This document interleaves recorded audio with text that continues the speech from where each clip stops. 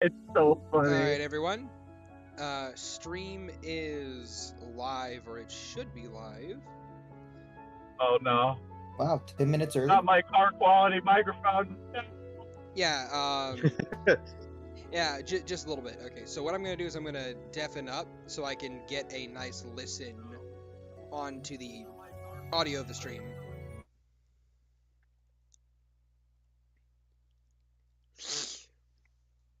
So I'm talking to you. Oh no, I'm not able to talk. Shit.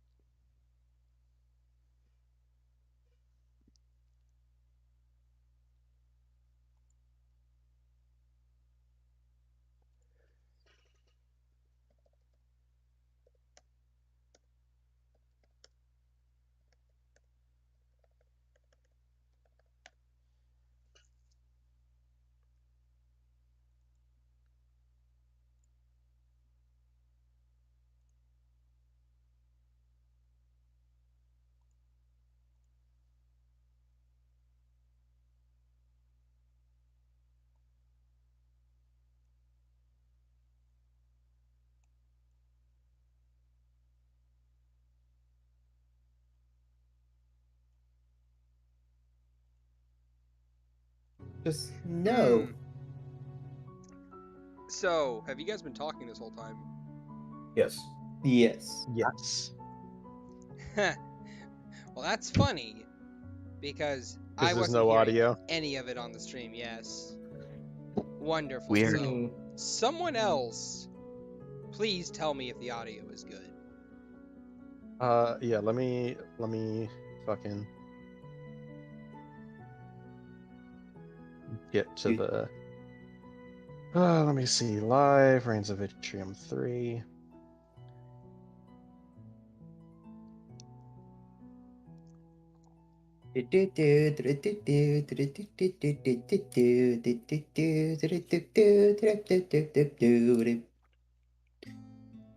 I mean, I'm hearing No, stuff I- on the stream. Yeah, I hear stuff. Yeah. Yes, I'm talking about audio mixing. How's How, that Well, sound? how let me- does let me everyone mute- sound? Let me Let mute me- all of you guys because I can't tell what's from the stream and what's from the video. Yeah. Oh, So I'm gonna I mean- hop out of the call for like half a second so I can actually hear what's what. I mean, Fair doesn't that enough. actually mean that the audio So, from the stream is working? I will though? return. Yep. mean, So If they're having trouble, like, determining the difference between the No. call and the stream, isn't that, like... It means that there is audio, but I'm trying to see how good the mixing on it is to see. Oh, okay. Yes, to see if I'm still too quiet compared to everyone else, or if now everyone's quiet compared to me, or what the fuck is going on. You know what I mean? Yeah. Okay. I got you. Mhm. just slightly important.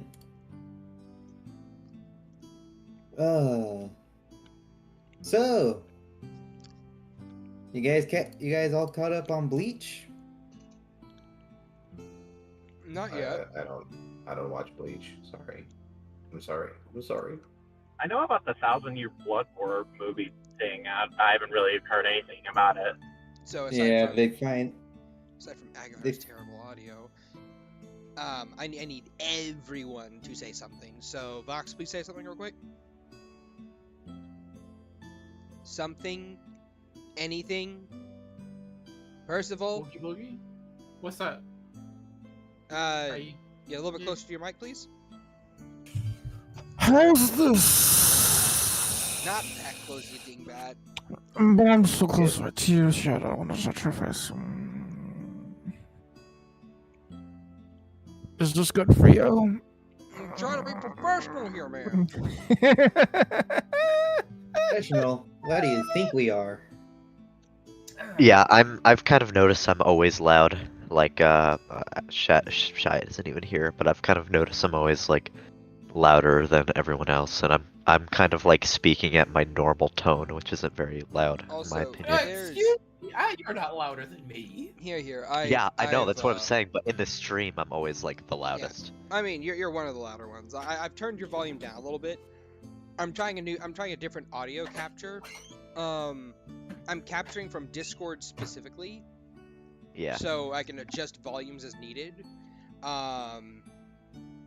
and I don't know how to adjust my volume. I don't know how to be louder aside from just being louder naturally. There's nothing I can fucking do about it. I use specific audio capture. I use my own microphone capture. Nothing ever works. It might just be my microphone. It might just be my terrible microphone. It's terrible audio. I mean, it sounds fine to me. You might just need to like. Alright, so Justin Garlic was good. So everyone else is good. I'm still a little quiet. Nothing I can do about it. I'm just gonna have to talk loud. I'm gonna have to shout from the rooftops everything that I say. Wahahaha! He's gotten mad. Yeah, just a little mad. More than a little mad. I fear for those in danger. Shy, you can come on back. Unless you're still doing audio mixing. Or you know of a better way to... Or you know of a way I can fix my OBS audio issues. So Just I'm gotta no wait for longer that string delay. quiet. Oh, there it is. Aside from that, I don't know how to adjust my own volume. Alright, everyone. Good to see you back, Rencois. Yeah. Roll. Go back. I can. Oh my god. Oh god. Wow. That sounded painful. Nah. Those are some low rolls. Omega Oof. Omega lol. Start. Alright then. Let's do some test rolls. 10d20. Watch me burn like 3 rolls. Watch me burn like 3 nat 20s right here, and then get all nat 1s throughout the actual fucking. Let's see it. Let's see it Sounds now. like, sounds like what some might Go, consider go, to be a get- skill issue. Shut up, Hey, Shad. hey, Shad. Skill issue. These two were carrying me during those stealth rolls. And I was rolling regular without disadvantage, so I don't know. God, Don't worry no. about it. Don't worry about it. No, you know what? I'm hoping that I'm hoping that I burned off all of my bad luck last night, because Garlic will attest, because I fucking messaged him to complain. Because in the PTU game that we do, one of the things you can do at downtime is the ability pickup, which is you roll a d20, and on a 6, there's different items you can find. But a 1 through 5 gets you nothing. So a 6+ nets you an item. I rolled 6 pickup rolls, which were in order: Yeah. 5, 3, 5, 1, 5, 4. It was honestly Wow. vindicating for me. Is that Yeah, on a you- D20? Yeah. Oh my god. Yeah, that was on a d20. All in a row. Hold on. On a d20, I rolled 5, 3, 5, 1, 5, 4.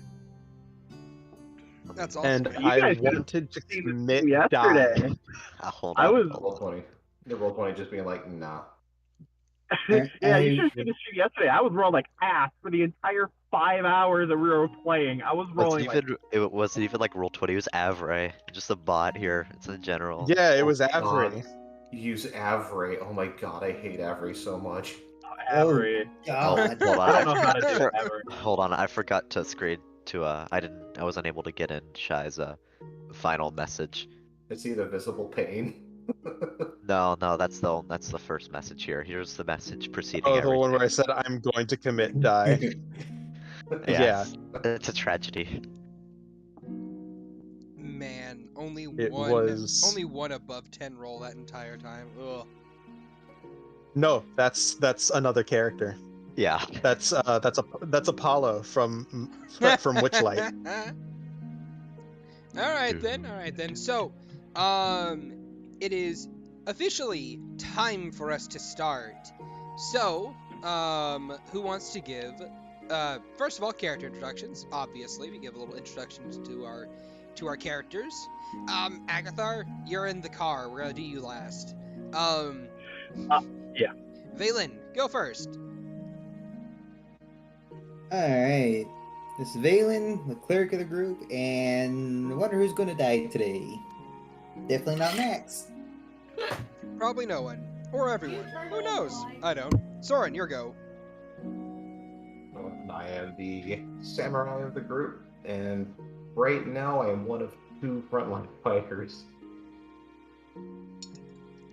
That is until Agathar picks up all of his monk levels again.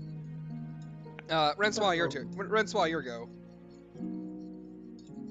What's up, guys? I'm Shy Knight. He, him, they, them pronouns, your resident non-binary finey. And I play Rencois, the group's Herringon Spores Druid.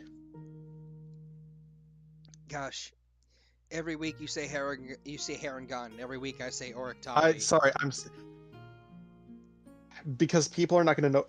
Look, eventually, I understand that. we I will. understand that. You will... just roll in Herringon to the intro. Just be like, yo, I'm a Herringon, otherwise known as an Orictali in this setting, or a rabbit folk. Woo! It's a little too much explanation, but okay. Yeah, Percival, your go. Hello, I am Voxu. I go by all genders because I'm fluid. I play Percival Hemora Hemwak, the divination wizard of the group, and I'm a terrible person. You were a halfling and now you're a rabbit. Who knows? I don't. That's a potion. Yeah, we don't talk about that. Maxwell, your go. I do. Sorry. I'm playing as Maxwell / a guest star. Maxwell is a half fighter, half rogue. I am aiding currently as a proxy between the local police department in an investigation. If all goes well, never mind. I'm not gonna say that. That's mean. Well, not mean. It's misleading. Yeah, don't tell them the end of your arc right now. No, I was just gonna say, like, if I'm lucky, I'll die, but that just sounds mean. Yeah, it's a little bit mean. I could help this along, you know. Next up, we have Agathar. Hi, I'm a kobold necromancer wizard and also now a rogue. I am just parked the car, so I will have a quality mic in a couple minutes. Alright, so basically, Agathar is our resident kobold necromancy wizard who just picked up a level in rogue. And yes, it was because he murdered someone with poison. At least, so he thinks. Hashtag shoulda checked the mug. Shoulda checked the mug.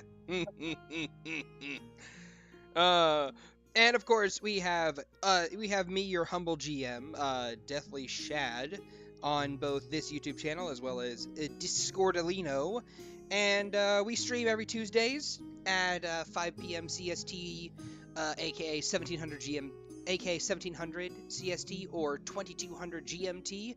This particular campaign, the Rains of Vitrium. Remember to like and subscribe if you want to be notified of the next stream, or a one-off if we do any, like what I did yesterday for Halloween, the Dead Space themed one-off, where everyone had a wonderful, beautiful, lovely time and no one died. I assure you. Probably. I don't believe you, Shad. No, I can confirm for Shad. I was there. What I understand, there's evidence to the contrary. What? No. This was fun. This was fun. Anyway, Promise. Anyway, moving along. Who wants to give me the ray gun recap of what happened last we left our heroes? I don't know if you'd call us heroes. I'd have to remember Heroes everything to with do it. My gosh. I say I apparently fell asleep at one point, so Yeah. there's a gap in mine. Oh man, a feather in Shad's cap. Happy to play. I can give it a go. Anyone? Give it a go.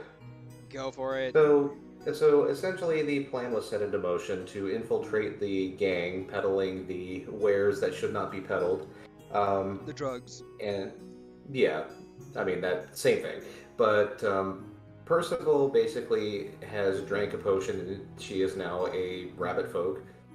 She's also going into the school with Rencois to basically get themselves in good with the gang.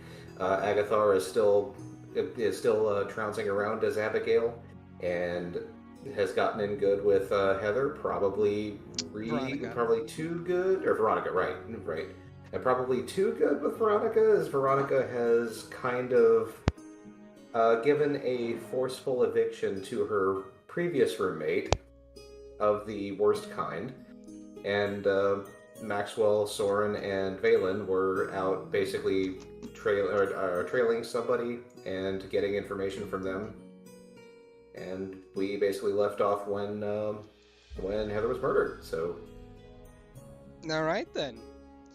So, Agathar, to bring up amazing memories of last session, with a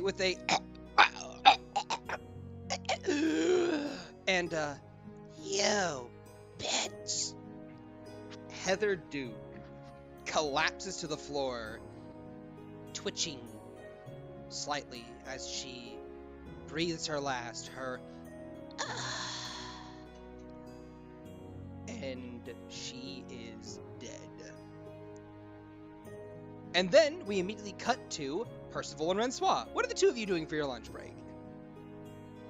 Lunch break. Well, I am kind of looking for what's her name? She was the ringleader. Heather. Oh, Heather? McNamara. Yeah. Where's Heather at? Is she on lunch? I would imagine so. You want to try looking for her? Yeah, I'll pop a look around. Alright, then roll me a perception check, and Rencois, you may do so as well. With your hip and cool little, mushroom shirt. Hell yeah. Speaking of which, roll me a hip charisma check on that, yeah. on that Rencois. On a Oh shirt? god, just a flat charisma? Yeah, flat charisma. Alright, hold on, let me give the perception first, because that one will hopefully make me less sad than the charisma one. Hey! Hey! Alright. That was pretty good. Not bad. Okay, flat charisma. Hey, Alright. okay. You actually get a couple people complimenting your shirt, just like, I like your shirt, it looks so cute on you. You know, a couple people, complimenting you here and there. They find you infinitely more approachable than Percival, who's very... What? Shocking. wonder why that is. She gives kind of like, I would imagine the bad bitch attitude. Maybe. Yeah, just Though we're all kind of pretty close to each other. So like they're commenting on your shirt and then looking over your shoulder at me, staring back with the glowing eyes behind the shades. Yes, and then they quickly scamper away like just pitter patter, pitter patter, pitter patter. Moving away. But with those 17s, you guys do not spot a Heather Chandler within your particular field of view. However, you do spot a very familiar Orictali looking woman, or Orictali woman with glasses, red fur, a Miss Bethany from last night. She apparently is working with the she's apparently working as a transmutation wizard, and she is packing up her books from her class and kind of like, walking out of the room, kind of tucked in on herself a little more than a little bit, just like shifting eyes, just seeming to be very, very nervous and skittish almost. Question: is she with anyone or is she alone? She is alone. Could I ask you a question on our way to lunch, if I could have grabbed something? What would you have wanted to grab? Do they have bar soap in the women's room? I would imagine yes. I take a bar of soap and pocket it.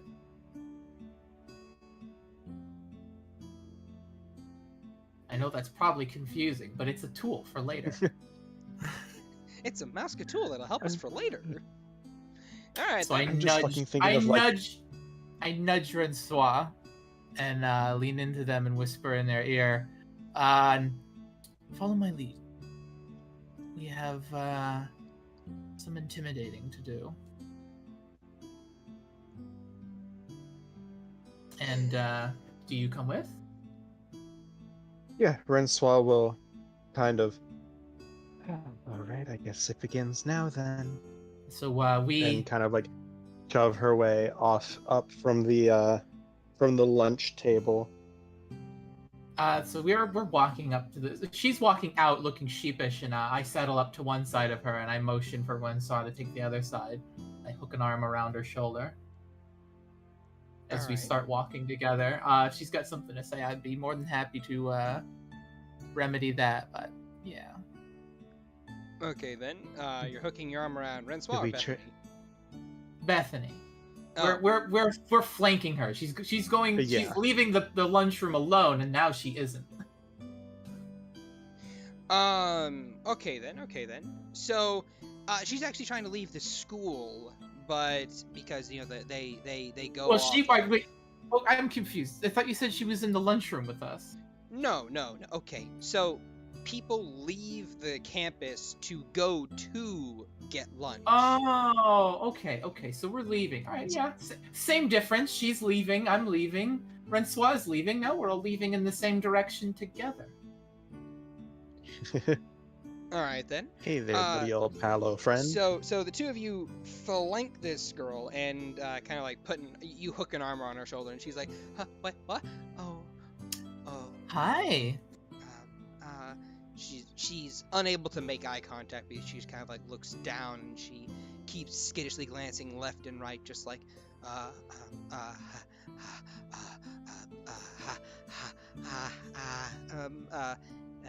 I know you're breathtaking, right? Come on, let's go somewhere private. Me and my friend want to talk to you. I don't really feel No, I can't take no for an answer. It's fine. We insist. It'll be our treat. And she'll like give her like pat on the shoulder. Okay, so are you both intentionally trying to be intimidating, or are you trying to be calming? Or are you trying to do like a little good cop, bad cop routine? I'm pretty sure this is good. I mean, I'm definitely bad cop, if there is one, and Rencois would be as close to a good cop as there would be. But it's definitely more threatening than anything else, I would assume. All right then. I need both of you to roll. I need either both of you to roll me a intimidation check, or one of you roll me it with advantage. I have a +2. I have a 0, so go ahead and take that advantage. We're helping me, terrified Goyle, and we're rolling. I got a 15. All right, then. I'll stick with the 15. I don't think I'm gonna roll much better if I use a lucky point. All right then. So you kind of like stare this girl down. She's like, and she seems to just like tuck further into herself and kind of like squish her books closer to her chest and just kind of like shake and quiver as she does very meekly go along with the both of you. Good. And we go walking downtown like friends, and I look for somewhere private where no one will see us. All right then. Roll me another perception. Not with advantage, obviously. Ooh. I take us to the middle of town, apparently. Rencois, you two can roll me a perception as well. You're both, I would imagine, looking for the same thing. Saving grace. Yeah, thank Christ. In before second nat 1. 22. Okay. Nope, that's a 22. All right then. So I was taking us to the police department.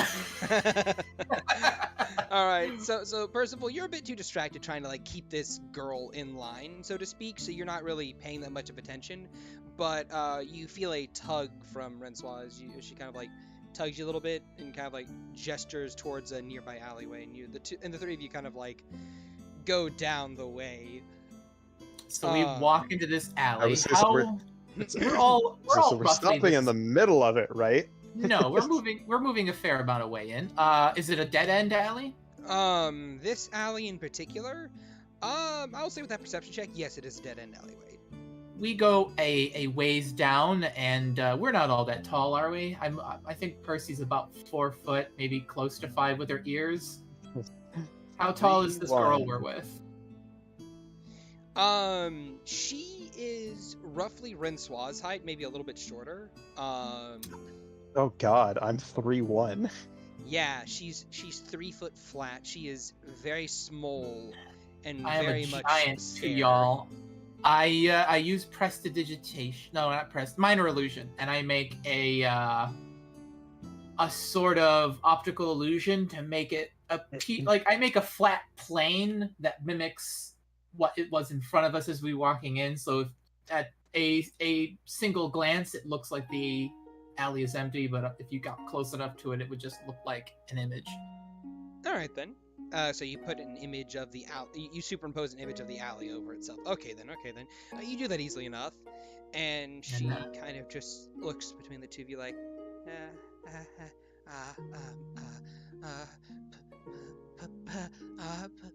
It's fine, dear. We just have some questions, is all. Does she look like she's about to scream? She looks like she's hyperventilating, but she's too scared to even try. As she's just kind of like... So Rencois gonna like go back behind her, just like start like rubbing her back gently. It's okay. It's okay. Roll It's persuasion. okay. With disadvantage. Oh Jesus Christ! You're killing me, Smalls. You're killing me. I'm sorry. You intimidated her earlier. A 13. You know what? For a flat, that's not bad. Yeah, alright then. Okay, so you kind of like you massage her back a little bit and she calms. Please don't hurt me. I just... We won't have to. You just need to answer some questions. Just take whatever you want, please. You have some pretty interesting friends, don't you?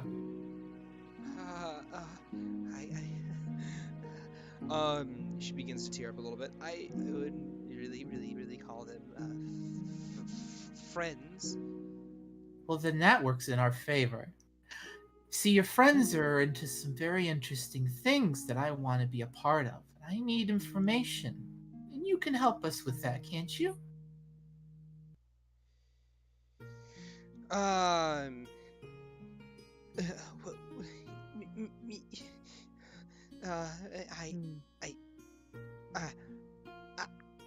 can't. You're...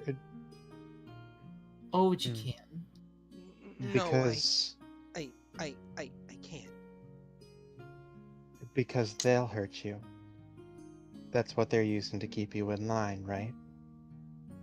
That's why you were so worried we were. Because you're just used to it.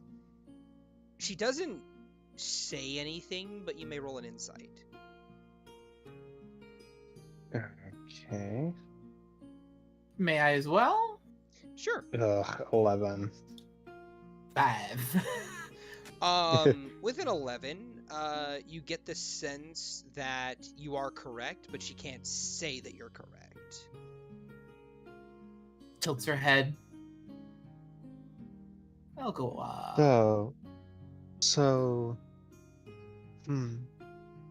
you can't say. Could you say though that that things around the school might improve if your friends were maybe knocked down a peg or two? Maybe a couple more. She just looks between the two of you and she's just like, I can't say if I would like that or not. That's perfectly fine.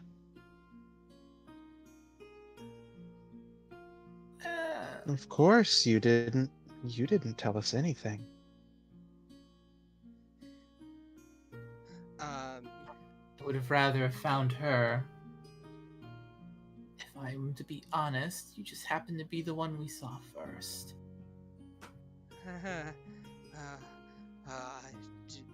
Don't underestimate Heather. She's she's not very nice. She's I strong. take a step closer to her, and I'm much taller than her. It's like, oh, honey, I'm not nice. She kind of like shrinks in on herself a little bit, losing like a full half a foot in height. I kind of like squat down and I'm like, we can do this a few ways. You don't have to say a word, you just have to not resist.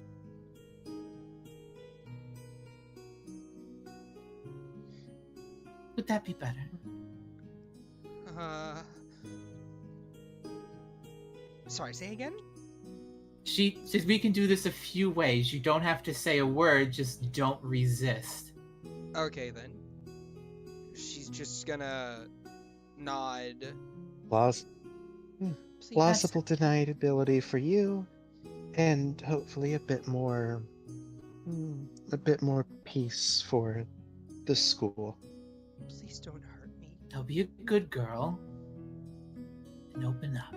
As I reach a paw out and press it against her forehead, and I'll use detect thoughts. Alright then. And I dig in. Okay then.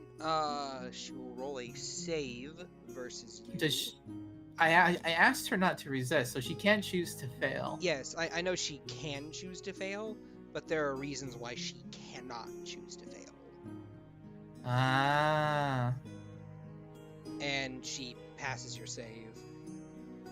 But you can always attempt it again, I believe. It doesn't limit you to doing it once. No, I asked you not to resist. I'm sorry.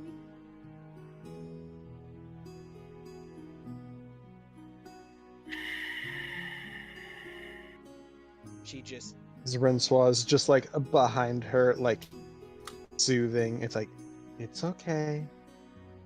We're gonna take care of them. Don't you worry about that.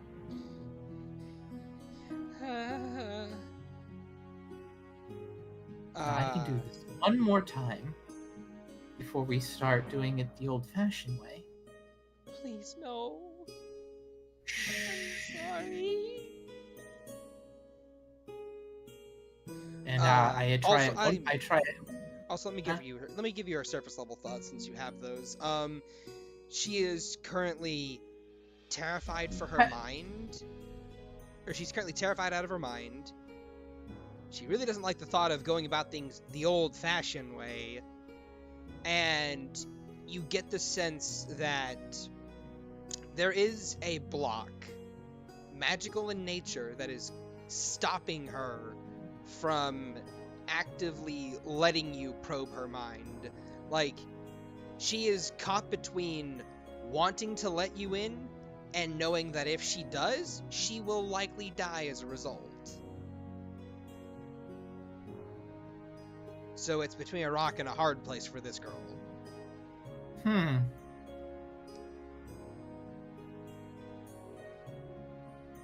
That is just surface level thoughts. Right. I'm willing to give this another shot. I attempt another detect thoughts using my last second level. Well, I mean, you detect thoughts lasts a minute. You can use it to probe them multiple times during that minute. No. Once you probe and you fail, it ends. Oh, okay. Well, they pass again. I'm sorry. Silvery barbs. Silvery barbs, forcing a reroll. Got you. What's your spell save DC? 15. All right, they fail. It just feels weird. It almost feels like her head turns to jello and my arm just goes like forearm deep into her skull as I just start sifting around. I look for information about the girls and the drug deals they're doing and their supplier and who they're kissing up to. This is what I'm looking for. All right then. As you kind of like pour through this girl's thoughts and her feelings and her emotions about the situation. You pull through that her association with the group is purely like a host to a parasite, almost. These girls, or at least Heather Chandler at the very least, fed off of this girl's insecurities to draw her into the group. And although it wasn't Heather Chandler herself that put this spell on her, someone within the organization that she does not remember did. Like, there's a literal blank spot in her memory that you kind of go over, and you can kind of, like, you being a fairly intelligent person, go ahead and roll me an Arcana check. Okay. Boop. 11. Because I should roll over that. Well, I mean, you cast Silvery Barb, so you have advantage. Yeah, alright. I'll roll it one more time. 26. Right, there we go. With the 26, this girl has been put under the effects of a modify memory spell. Multiple modify memory spells.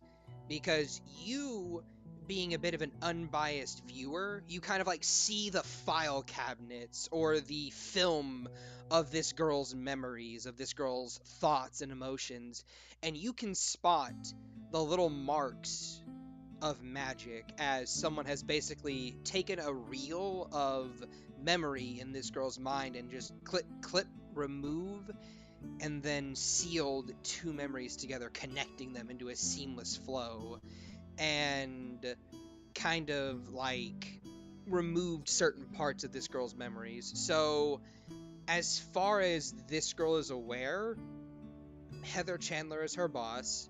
She works the paperwork. She does the accounting, so to speak. And, oh, that's amazing. I need some of that information.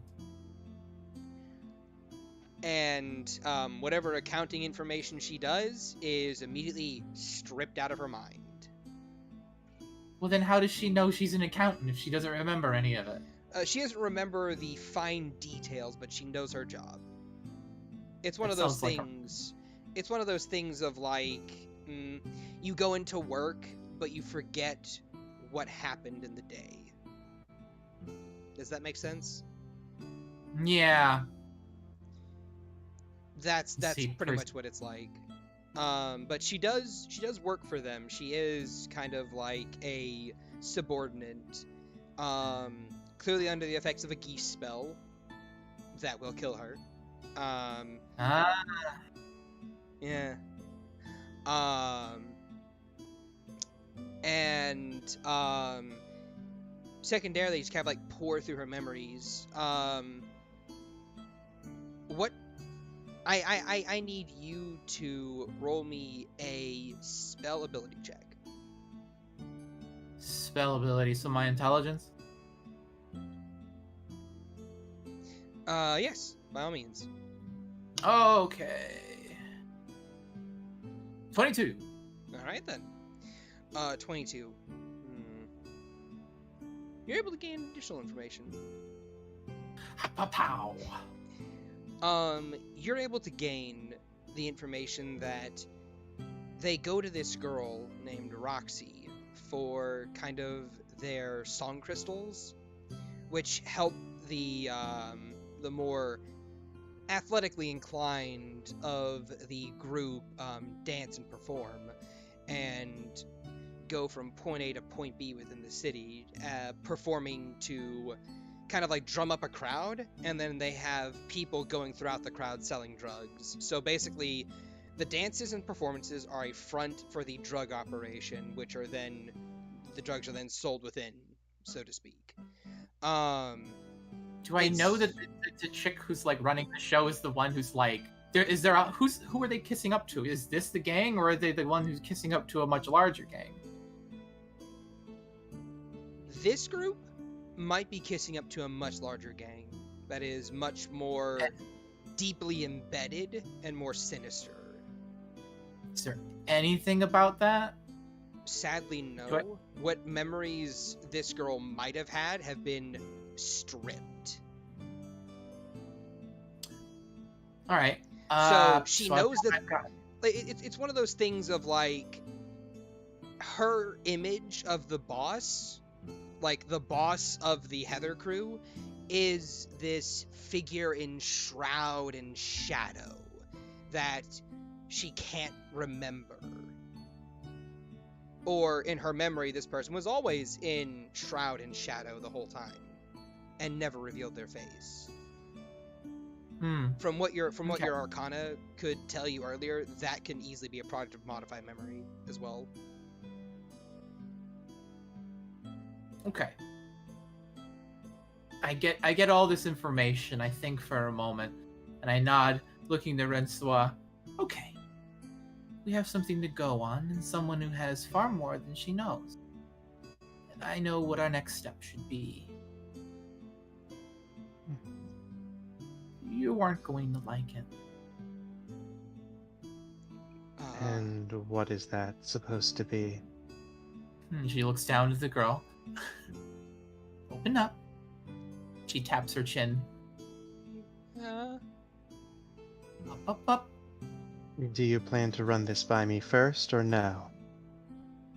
If I did that, you'd stop me.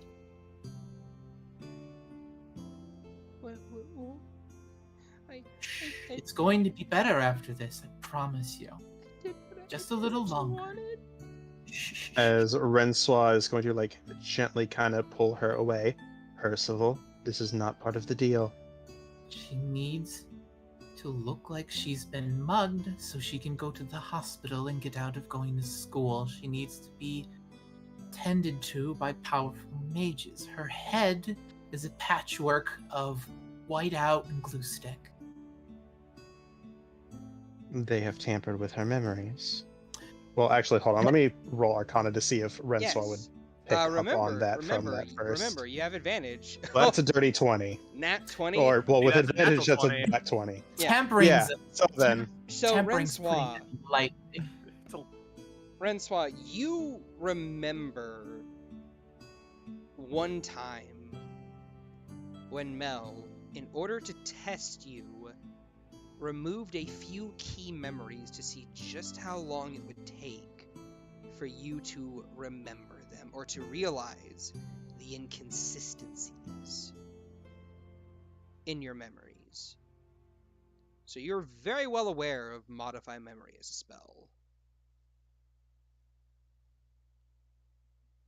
And you know how to fight against it. In fact, you know that one of the key ways you can get someone to recall memories is by calling into note discrepancies within those memories. And if you can cause enough chaos within the mind to get them to doubt their own memories, to get them to doubt what happened, you can maybe get them to remember what they have lost. But it's a matter of if you can get this person to note discrepancies. Okay. So, Rencois will kind of look to her. So, what is it that you do for their little posse? don't ask her anything. It'll kill her. Saying that her mind has been tampered with is putting it lightly. She's essentially strapped with a bomb to her chest.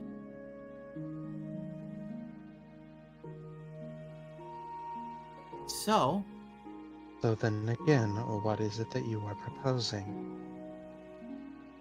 looks to her, puts a hand over her muzzle. I'm going to pummel her, send her to the hospital with a note. I'll send our officer friend to meet them. She'll be tended to and have an alibi as to why she's not in school. What believable with the bruises. Then we can get Or- more from her. Counterpoint, why do we have to beat her to send her to our compatriots? Because When she If her doesn't show- mind is in the fractured state that you say she is, she needs the medical attention regardless, yes? Yes, but it's an alibi. If she doesn't show back up and doesn't have a reason for it, things might get worse. Now, do you want her to have a believable alibi, or do you want her to die? My point is, what is the difference of her being in the hospital because you thought it would be fun to beat her, than if she's in the hospital having her mind fixed? Because if she goes both to the ways she is in the hospital, both ways she has an alibi, both ways she has a doctor's note. Because if she goes to the hospital with a fractured mind, then it just takes someone showing up and saying, "I'm here to see my friend," for it to be the end of her.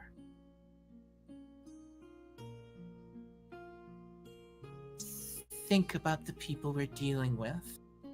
And think about our dear friend. Now, a couple of bruises and a black eye is a fair, small price to pay for safety. Or do you want them to be labeled a snitch and dead at your feet?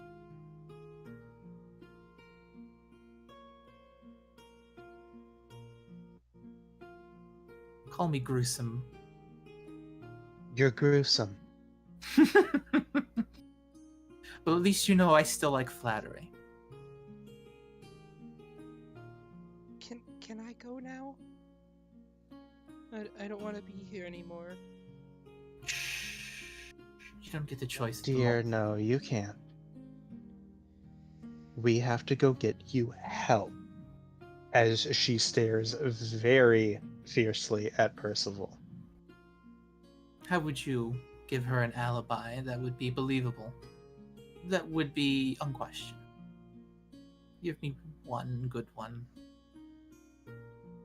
That wouldn't set off alarms in those people's heads. And I'll go along with it. No questions asked. Again, physical maladies do not have to be the reason that one goes to the hospital. In fact, your claims of all it takes is, when has anyone ever restricted hospital access to someone simply having some bumps and bruises? Or hell, all it takes is one person with a heal touch spell, and she's already back at school the next day. Yes, we only need. I know you hate to hear it. Your plan is flawed, Percival. Raises her hands in a shrug. If you feel like it's safer this way, don't let me be the one to tell you I told you so if things go south.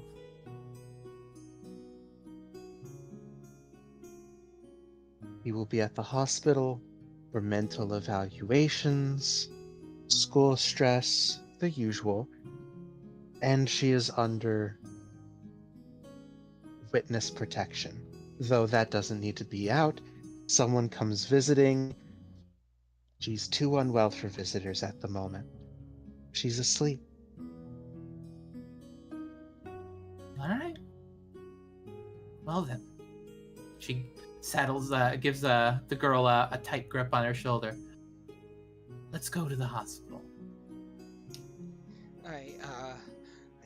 I really don't want to go there. It's okay. You don't have a choice.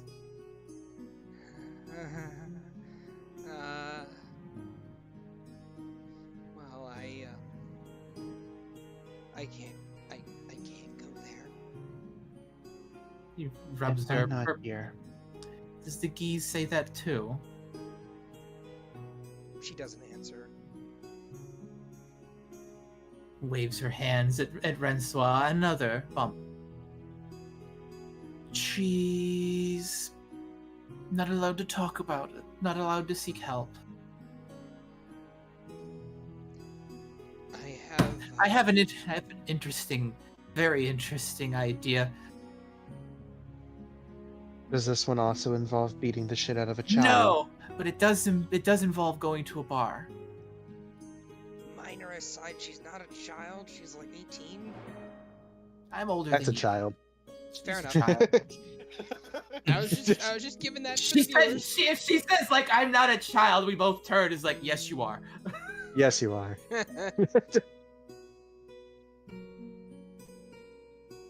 We know someone strong enough to take care of this with the snap of her fingers. We just have to hope she's currently getting drunk in the rafters of a bar.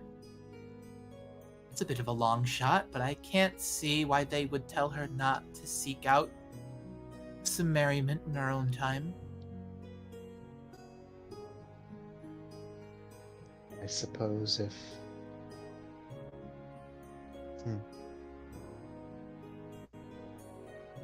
I suppose they might, if someone would be able to get around those protections, it would be them. Feeling better Assuming now? that assuming they're coherent enough to help. I don't see them drink very much. They just like to be there. All you need to do is... I wasn't talking about their alcoholism. Oh, no, it's fine. Their condition can be maladied with a little ego stroking.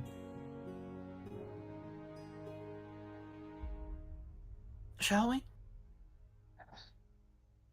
A visit to the bar. She'll pat the girl on the back. Drinks are on me.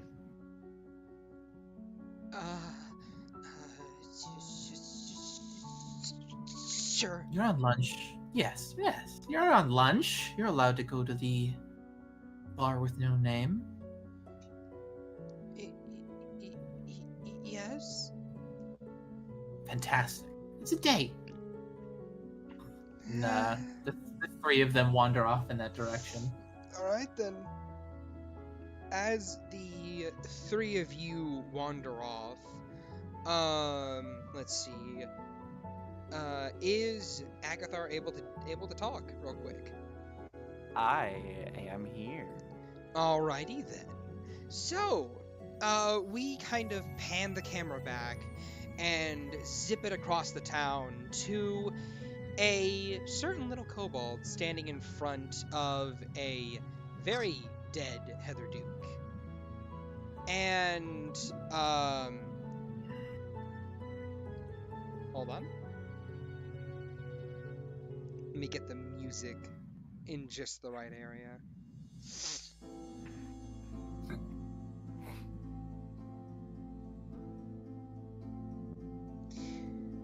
So. Oh shit, he gave me 2 burritos. Ooh. So, Agathar, as you are staring down at the chilling body of Heather Duke, you hear a knock on the other side of the door, and Veronica speaks through. Abigail? Are you okay in there? What happened?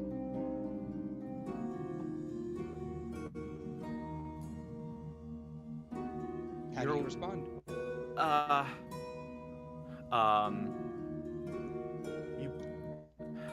You might want to see this. Okay. She cracks open the door and walks in, and she just kind of looks down and she goes, "Holy shit! Is she? What did you do? What? I didn't do anything. I handed you the mug that had the drink in it." And she kind of just quickly runs over to Heather Duke, and she kind of shakes her a little, like Heather, are you okay? You gotta be fucking with me, right? I go to the mug and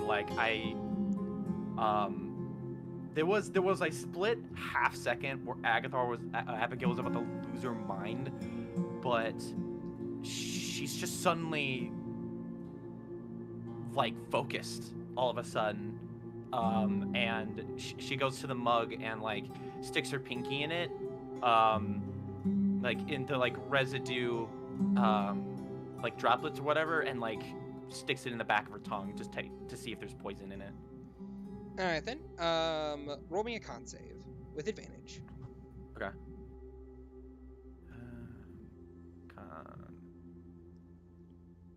Not to GM, but that's 17. You Did rolled to GM on. Yeah, it's okay. Don't worry about it. It's still a 17. Always 17 doing is 17.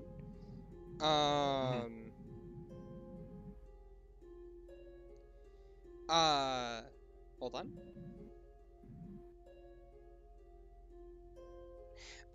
So,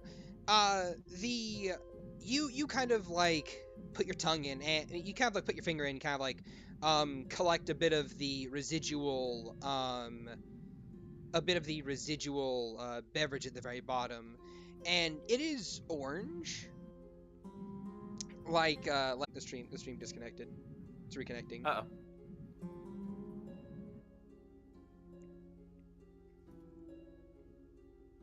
Reconnected successfully. You're kind of breaking up there for a second.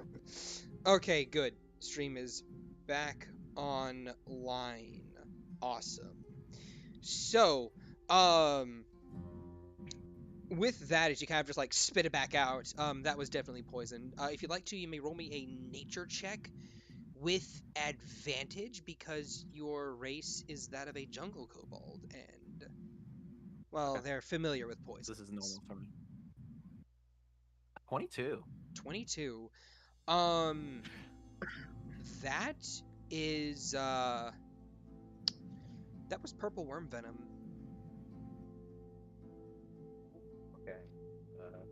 Hold on, I'm going analog here for these notes real quick. Oh god, there goes my. Oh geez, you are very quiet. Sorry, I'm kind of away from the mic a little bit, dropping everything. You said purple worm poison? Yes, it is. It is purple worm venom is what was used in this particular beverage. Although not exactly, because venoms aren't ingestible. This seems to be a variant of it that is indeed very much ingestible. Okay. Yeah, she spits it out and then looks at Veronica. Get me the mug you set aside right now. Yeah, sure. And she just kind of like immediately stands up and just rushes out of the room. Do you want to follow or do you want to stay in there? I want to take a quick glance around to see if I can, just at a glance, maybe pinpoint where some damning evidence would be of her involvement with the gang. Sure. Go ahead and roll me an investigation check. There it is. Natural one. Oof. You're still a bit. You're a bit too shocked at what just occurred. You're sitting there like, jeez, like how, like you're not so much thinking about the investigation anymore, so much as you're thinking about how are you going to get out of this without police involvement. As he is more focused on making he's more focused on making sure he doesn't lose his breath. Yes, as Veronica does return with a with the mug in question, she kind of like takes the lid off of it and shows you, it is indeed filled full of that poison that she poured in it earlier. I can just tell by looking at it. Yeah, it's green. Okay. I'm just gonna I'm gonna try to figure out what poison that is too, so I'm just gonna stick my finger in it and do the same thing. Alright then, go ahead and put it in, and roll me a con save with advantage. 22. 22? You stick that in your tongue, roll it around a little bit, spit it back out. That is snake venom. Okay, definitely not as lethal as purple snake worm. Poison. Yeah, no, it is certainly not as lethal. Okay. And she kind of looks around and just goes, oh no, we gotta think about it. All right. Okay, Veronica, okay. Veronica? I'm calm. Me? I'm calm. I think I know how we can get out of this. Yeah, I have an idea. Grab a couple of rags, start wiping down everything that you touched. I'm gonna do the same thing in here. Okay. But before I even start that, she points at the two places where you spit, and she snaps her fingers in both of those places, just immediately clean themselves. Prestidigitation. Yeah. She then pulls out a rag and just takes the glass, and she pulls out a vial and a funnel and kind of like pours the poison back into the vial. Cleans the poison, cleans the cleans the mug, and then just starts wiping it down. Just like wipe. Yeah. Abigail will kind of like, okay, go to the kitchen. I'll do the rest in here. I will figure out what to do with their body. All right then. No. Don't move the body. Don't move the body. In fact, put the mug back where it was. I have an idea. Yeah. Abigail will with Mage Hand will put the cup back where she found it. All right then. After wiping it down, I presume, yes. Yeah. All right. I mean, right now he's using the Mage Hand to wipe out everything. Roll me a history check. History. Here we go. Ooh, 21. All right. You put it right back where it was. Mm-hmm. Put that shit right back where it came from. I put that thing back, so help me.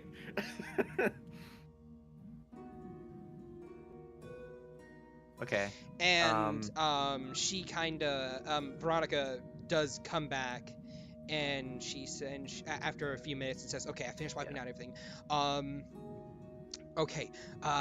Here's my idea." And she kind of pulls out a piece of paper, and she lays it on a nearby table, and she pulls out a quill and an ink pen.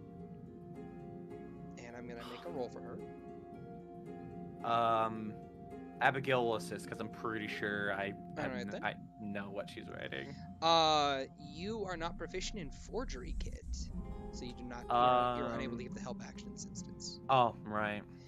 As she begins to pen down a letter from Heather Duke to the world. Yep. And once she finishes penning it down, she uses Mage Hand to pick up another piece of paper nearby that has her handwriting on it and lays it down and compares the two. If you'd like, you may roll me an investigation check.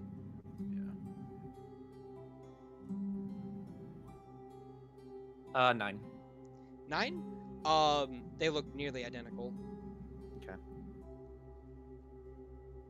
And once she finishes writing that note, she then dries the ink, and she uses a cloth to gently dab away at the edges where she touched, and then she leaves it there. Mm-hmm. And then she floats over with Mage Hand Heather Duke's quill and ink pen and lays them down beside it. I do want to do real quick as she's laser focused on writing the letter and making sure. I want to try to carefully search Heather's body for really like more evidence. Roll me a stealth check. Okay. Also, very minor aside, she's in casual wear. She has like a robe and like a tank top and some shorts on.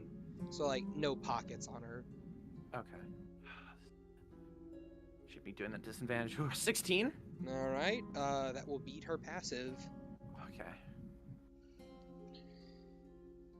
And go ahead and roll me a investigation. Okay, investigation. 7. This is your first time seeing a dead humanoid in a long time. Mm-hmm.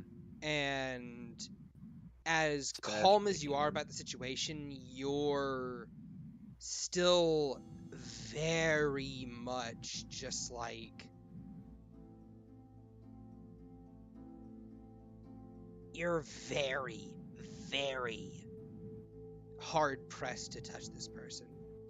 Mm-hmm. Like, first of all, you don't want to disturb the body too much, because if you do so, then it could ruin the whole illusion that this was an accident. Suicide. Yeah. And and at the same time, you don't want to like it's still someone who's dead, and this is like your first dead humanoid in like God knows how many years. Yeah, specifically human. Yes. and you're just you're calm, but you're very internally warring with yourself when it comes to trying to search this person. Yeah. So you just find yourself unable to do so. Yeah. Just a question. Does Agathar even have fingerprints anymore? Because of what happened to his arms? Well, the thing about fingerprints is that they are still there, even if Okay. even if It's there just is the no body. coloration. Yes. Okay, gotcha.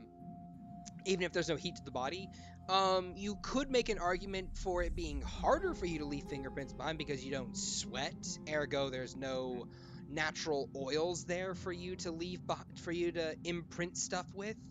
But at the same time, you're still able to do so because there's still blood flow and so on and so forth. Yeah, the formation of the skin is still there. Not to mention you're currently wearing gloves. So yeah, even that. But when she finishes penning it down, she turns to you and says, "Okay, now we just slip out the back. Yeah. And I was about to suggest our the parents same. will find this, and we don't make mention of this to anyone." She nods.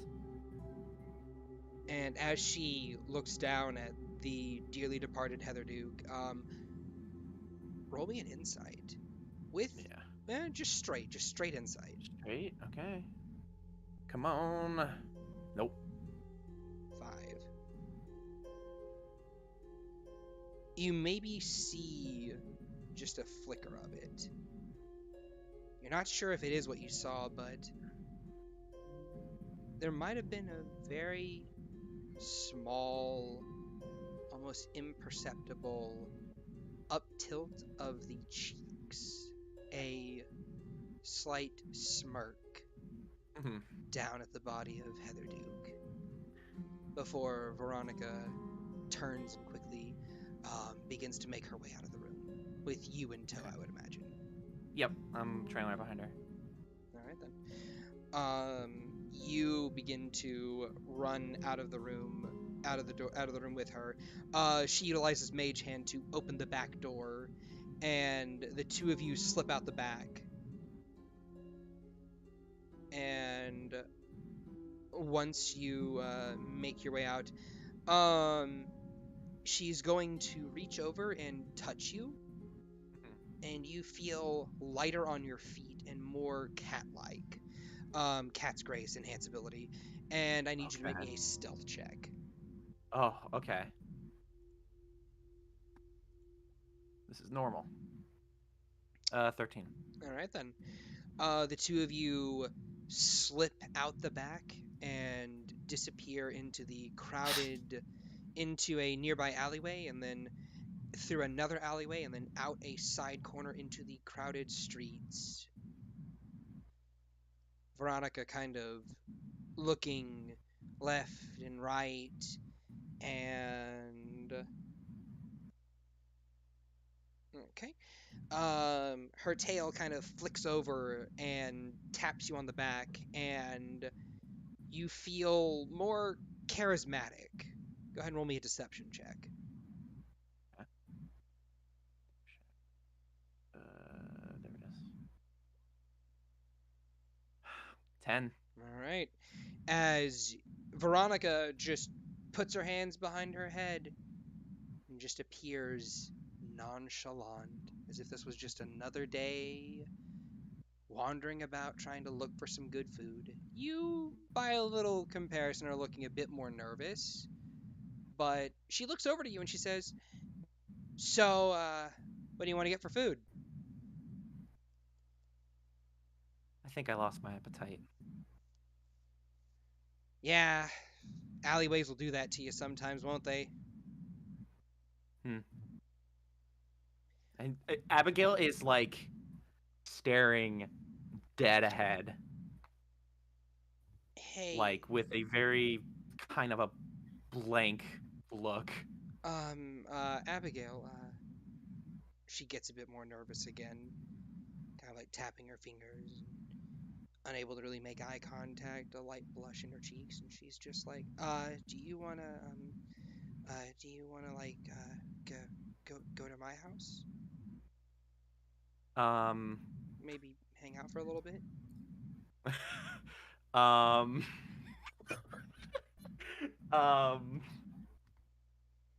Don't listen to chat. I know I'm not looking. Don't listen to Roll20. How much time did that take? That. Hold on now. It's not time for quirky music yet. Sorry. I have to read your mind over here, bro. We gotta like sync up our commands because I can't do half the stuff since you brought the bot in. Yeah, you're fine. You're fine. I forgive you. So yeah. As she kind of do you want to go back to my place? How far is your place from school? Not very far. I want to say like probably 10 minutes away. We have another like half hour on break. I don't know. I think I might need some time alone. Abigail, you have to understand it wasn't my fault. Can I just roll an insight on that? Just. By all means, go ahead and roll insight. 10. Probably nothing. You get that she's being sincere with you. She looks almost pleading.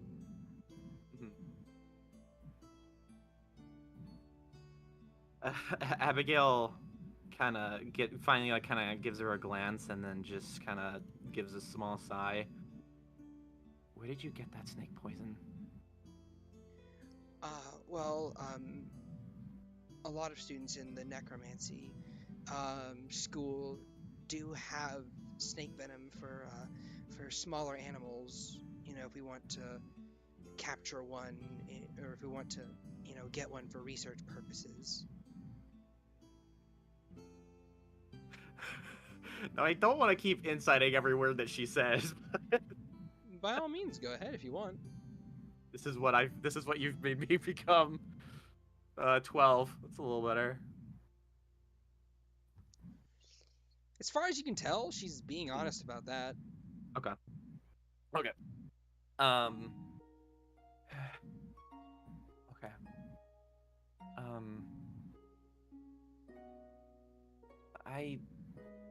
I believe you. I do. Whatever happened. Abigail, please, I don't want to talk about this out here. It's kind of why I wanted to go to my place. I know. I'm not gonna go into it any further. I just need some time to think, is all. I'll meet you back at the school, but Abigail, please don't shut me out. I'm not shutting you out. I do intend on, sticking around for as long as I can, but I think I just need to be alone. Okay. Hey. And Abigail kind of stops and looks at Veronica, and she holds up a pinky to her. I'm not mad at you. I just need to calm my nerves. Okay. Okay. She leans down and she reaches out a pinky herself and she hooks it around yours. Mm-hmm. Pinky, swear you'll talk to me later? Yeah. Maybe we can go back to my place after school. Sure. that sounds fine. Thank you. I'm so sorry things got so fucked up. It really wasn't my intention. I know what you initially put in wasn't strong enough to do something like that, so I don't know what happened. I don't know either. I don't know either. But it's probably for the best that we discuss this later. She nods.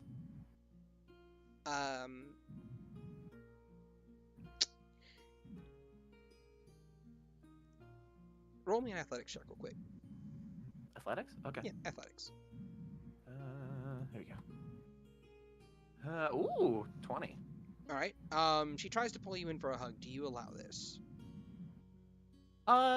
Yeah, I don't see why not. I think she would hug her. All right. She pulls you in for a hug, and she squeezes as tight as her tiny little tabaxi arms can manage it. Mm-hmm. And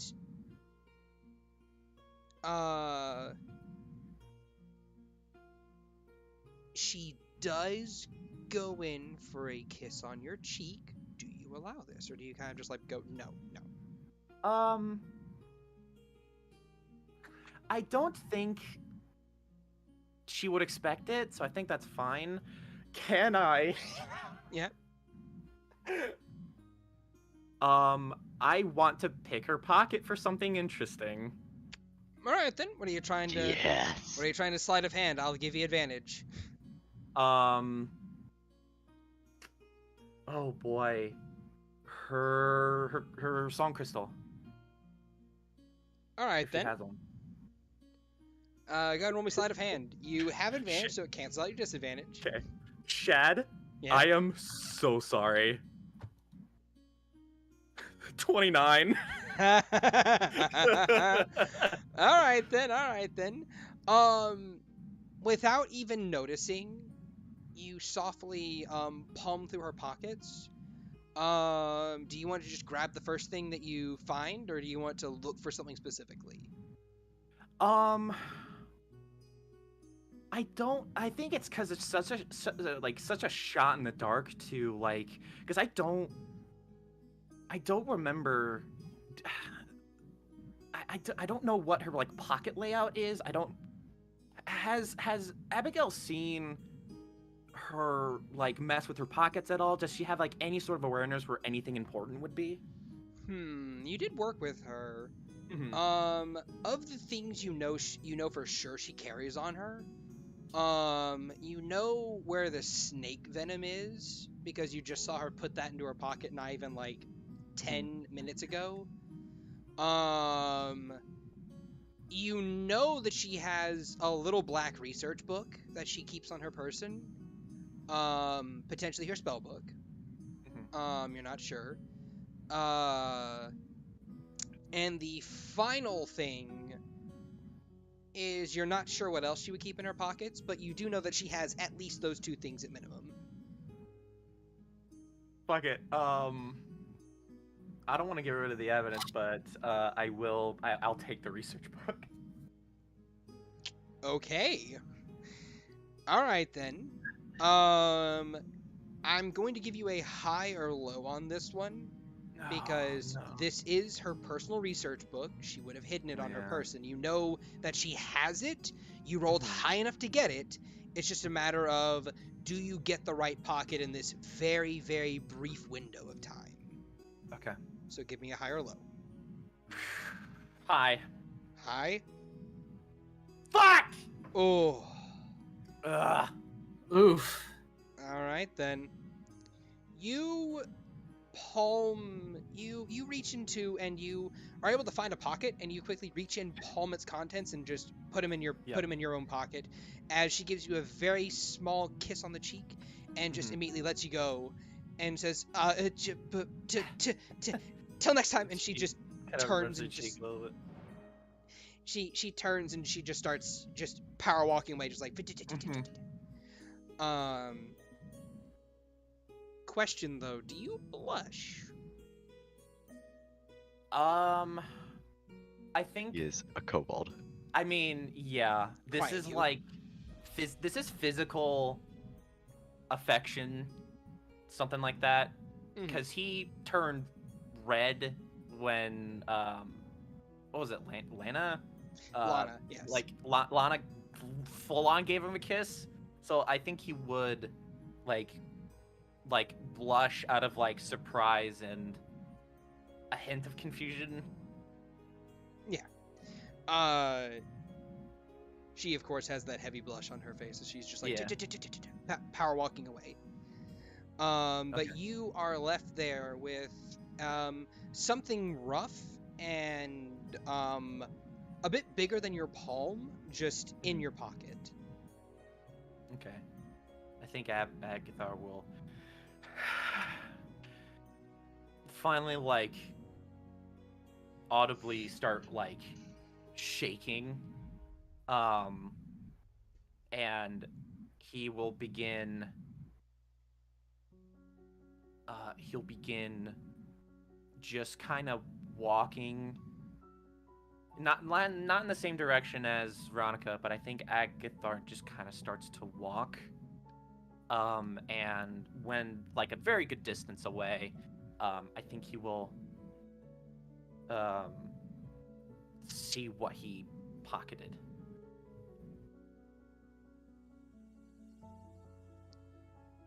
All right then. So you pull out of your pocket this small rock that's like it's bigger than your hand because you're a small creature and this was meant for a medium-sized individual.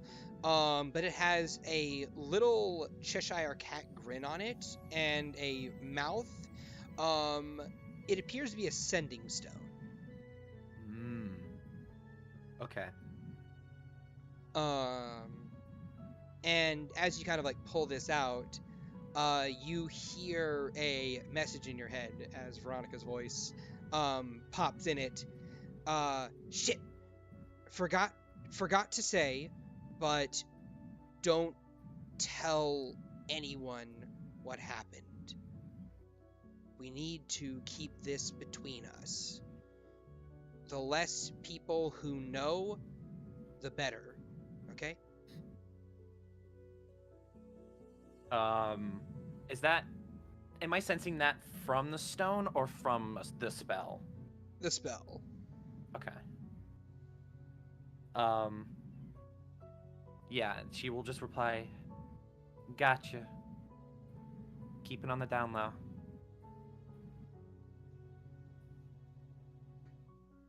That's it. All right then. With that, how do you spend the rest of your lunch break?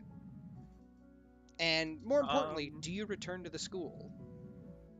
Yeah, I think he will return to the school. After he kind of just has to kind of get his bearings again, but I think he's kind of hoping to maybe run into some of the others, but he will. I think he'll. Where's the bar with no name in conjunction to the school? Is it sort of from where he was at? Is it on the way to the school? Because like that's kind of the safe haven in his head right now, where he can kind of like collect himself. All right then. I would say the bar with no name is roughly about 15-20ish minutes away from the school. Where it is in relation to you, I would say it's around 10 minutes away. You have, I think, I want to say 30 minutes before you are forced back to the school. Yeah, I don't have the time. Okay. Then I'll put the sending stone in the bag of holding, and he will just kind of, I think he'll walk, and I think he's gonna try to use his connection to Soyfane to maybe try to just kind of make a contact. 'Cause he's him shook. All right then. Roll me a spell ability check. You have disadvantage. Yep. Spell ability. That's just it's just my intelligence. Here we go. 8. 14. All right. Okay. Are you trying to establish a auditory connection or a connection to send a message, or what are you trying to do? Yeah, like if I do the sending one, is that like sort of along the lines of a sending spell, or what option can I have to at least have a conversation? You can send her a message. Okay. I will say as per the sending spell. Okay. He'll send a message then.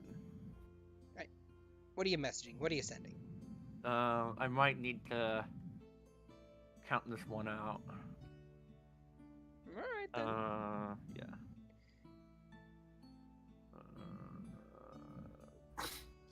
Is the doc right? Yeah, Google Docs. Okay.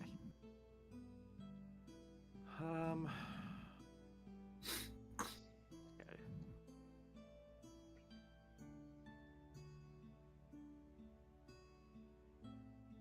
You know what? I'll say fuck it. No word limit. Go ahead. Just Okay. Just All keep right. it within reason. Yeah, keep it within reason. No sending a monologue. Right. Then the message will be,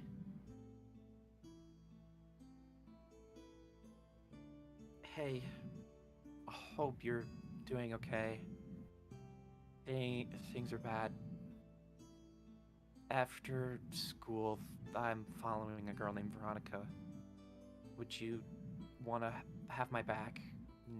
Not sure what she's going to do. I'm really scared right now.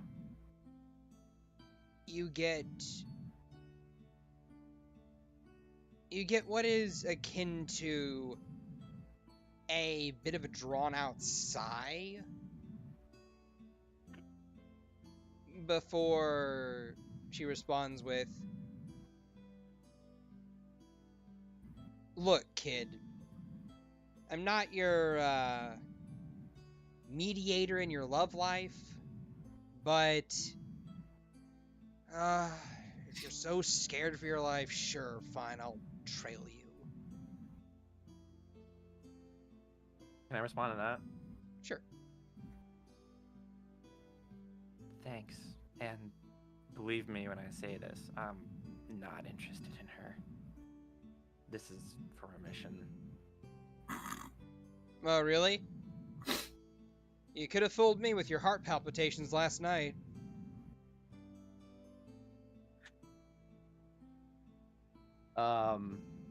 That was a very tense. Well, I liked her at that point. Oh, but what did she now- do? Murder someone? Actually, I think so. That girl? Whatever, kid. I'm pretty sure she killed her roommate. And she wanted to poison her friend? I don't even know if they were friends. Oh, and they were roommates? No. These are different people. Oh, okay. Well, yeah, whatever. Look, I'll trail you. Sure. Look, fine. Don't need you dying on me too quickly. Thanks. I Or at all. really appreciate it. Right. Yeah, I would like to avoid that. Thanks. I owe you. Yeah, I suppose you do. Look, just stop talking to me. I'm in the middle of something important. Bye. I guess you're I- breaking up. Shh. Oh no. yeah. Shh. I'll Look. Past 25 It's Look. and just cuts off. Yeah, it's like, good luck. I'm going through a tunnel. Is physically not going through a tunnel. Yeah. He sighs, and kind of has a small, like a little smile, and kind of continues to walk. He feels a little better, but he's still like had a lot of Vietnam flashbacks in a very small time. So he's just kind of walking to collect himself, maybe swinging by a food stand while he's at it. All right then. So, with that in mind, Maybe I'm keeping going an eye to. out for the others at the same time. All right, I'm gonna pull away real quick. Maxwell, Soren, Veylyn. What are the three of you doing? Well, Am I allowed to current. play my quirky music now? By all means, put on your quirky music. I need you to Well- skip it. Here, hold on, I got you. Thank you. Well, last time with the group, we were at the end of lunch, and we just watched our target walk back into the school. So, time skip, I'm guessing. Unless y'all just circle back to Percival Rencois, because our mission. Well, you guys Last do have game. more you can do.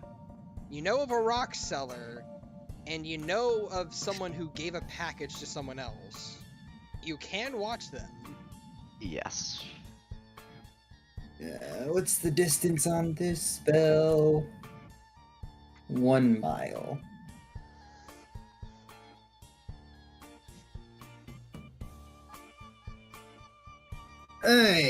Alright, so Veylyn will throw a sending out to Percival. Hey, Percival, our quarry picked up a package and just walked back into school where we can't get to them. Keep an eye out and update Agathar. We have 3 locations. Alright then. And I So- respond with, not in school. Have my own lead. Going to the bar. Your lead is still during lunch, should say. This is after lunch when you get this message. You'd be in school if you Oh. didn't return. We didn't. I was assuming we went to the bar. Yes, that was in the middle of I don't lunch. know. Yes, Yeah. I know, but that would determine what would happen Okay, then. next. If Well, we got- we'll get to that response whenever we get back to you. Sound good? Sure. All right. So Okay. that should send off to Percival. You get back your response when you get back. What do you want to do? So, we got 3 places from what you guys said. Yeah. Yeah. Well,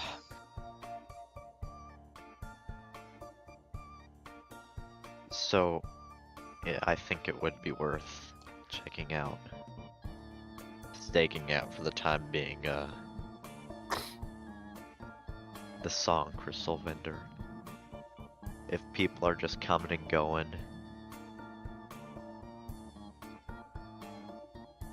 it'd be worth noting down names and faces of anybody who's suspicious anyway. True. If I could get a clear look into the back, even if it's through a doorway, if there is a back of that store, then I can drop a spell.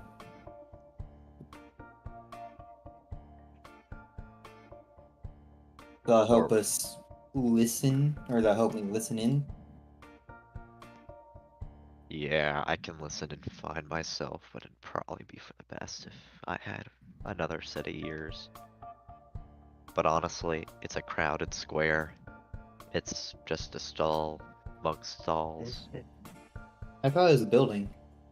Is it the song crystal like Shad? vendor?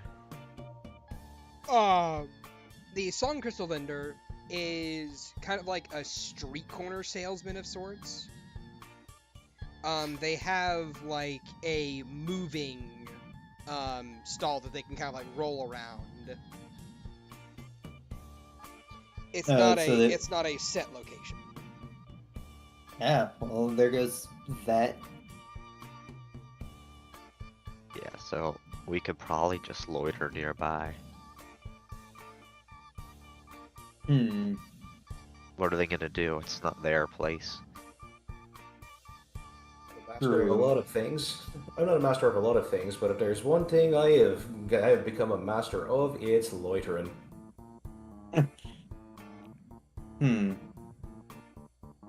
I think I might be able to take a peek behind the cart with the spell.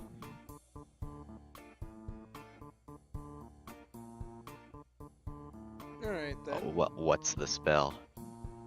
Clairvoyance. Alright. First of all, I need the three of you to roll me investigation checks.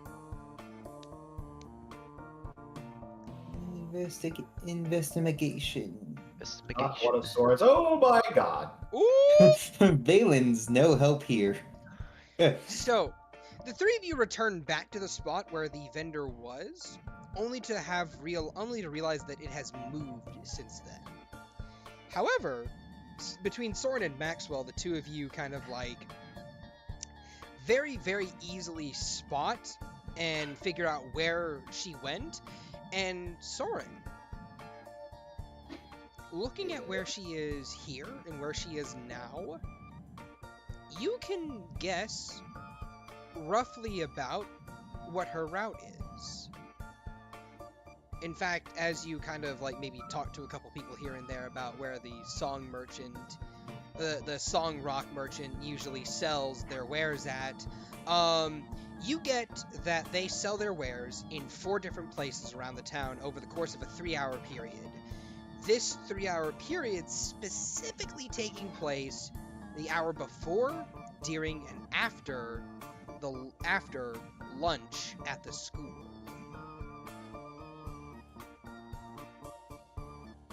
So this song merchant has theoretically built their entire business model around being available during the times in which students would most likely be able to leave the college campus and make their way around. So Soren's just kind of like sitting there, like kind of invested, or just kind of like mulling it over in his head, and goes, "Why would she move now? If what? Oh." Oh, And then spit it out. And he relays that. He basically relays all that to Maxwell.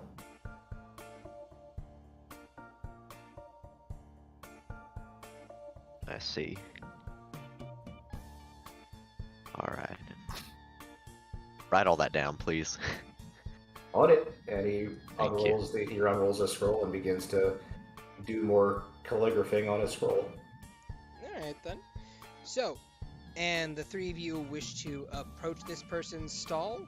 Oh god, no, I don't want to talk to him. I know you don't want to talk to them, but I Yeah. mean, like, you want to be nearby the stall is what I'm saying. Within, like, audible distance. For, like, people that aren't Maxwell. I would say that would be roughly 30 feet if you want to hear, like, casual conversation. If you want to hear, like, intimate whispered conversation, that's going to be within, like, 10 feet specifically. Yeah, 30 feet's fine. Yeah, I really don't feel like splitting up the group even further, just because we're... No. Yeah. Alright then. So the three of you are resting there in a nearby area. After about roughly half an hour of waiting, you see that she gets about 3 more customers of varying ages. And Maxwell, roll me a perception check. This is hearing based, so you have advantage. Yeah. Sorry, the sheet is being weird. If only this spell didn't last 10 minutes. God, this is when I wish I had a few levels in Sorcerer. Extended spell would be so nice. With an 18, you can hear Roxy kind of like talking to this other Nolish woman as she kind of like, makes her way up, and she kind of like, they begin whispering to each other. You can hear the distinct conversation between the two of them as Roxy says, "So, what can I interest you in today, faring customer?" Well, you can interest me, in one of those newfangled song crystals, yeah? Oh, really? Good. Then I would love to give you a song crystal. Are you looking for more of a business playlist, a professional one, or more of a casual one?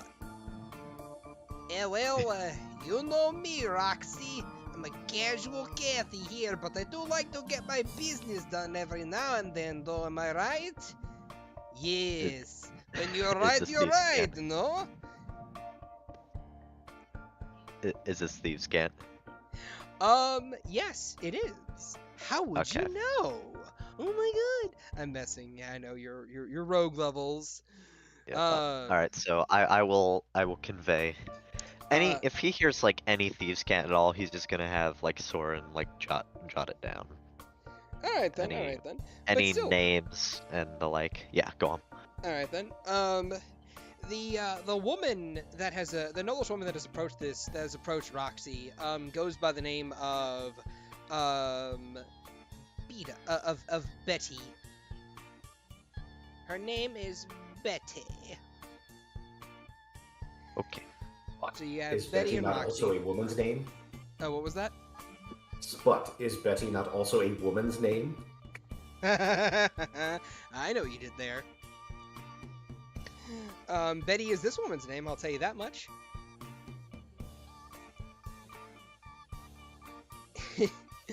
Black Betty, blam blam blam. But as Betty, this black-furred knoll with these blue-tinted eyes does indeed accept a song crystal for both business and luxury. She begins to walk off, and before she does, she says, "Hey, Roxy, dearie darling, would you happen to have any suggestions on where I could get some good dye? I'm thinking purple's the color today." "Well, let me tell you about my friend over in the New Quarter. I believe they run a dye shop called To Die For." "Oh, you Roxy, you really know the greatest of all the jokes, yes? Good, yes, I would love to know where this dye shop is." "Okay, well, the dye shop is going to be over there on the 4th and the 5th one." She gives the same location as the other dye shop that you guys were sent to earlier. As Betty gives a big grin and a nod and goes, "Okay, well, I'm off to go get myself some new dye." And she begins to make her way over there. Was that Thieves' Cant? I'm off to go sell some drugs. No. Okay. I mean, like, it was Thieves' Cant of a sort. At least a little bit of it. The whole "where's the dye shop" location, obviously, that's in reference to what happened earlier today. I would say that asking for a specific color, she asked for the same color as the previous girl, which by this point in time you'd be able to put one and one together. Purple probably refers to a very particular brand of drug. Yeah. "Oh, hey, by the way, Roxy, would they happen to sell green there too?" "Why, I tell you this, yes, they do. They sell all kinds of colors. Blue, purple, green, even some red for the more adventurous, eh? Oh, oh yeah, I happen to have some very adventurous customers. Oh, yep, I do. I might get some red. And with that, she kind of they both wave to each other, and Betty goes begins making her way over.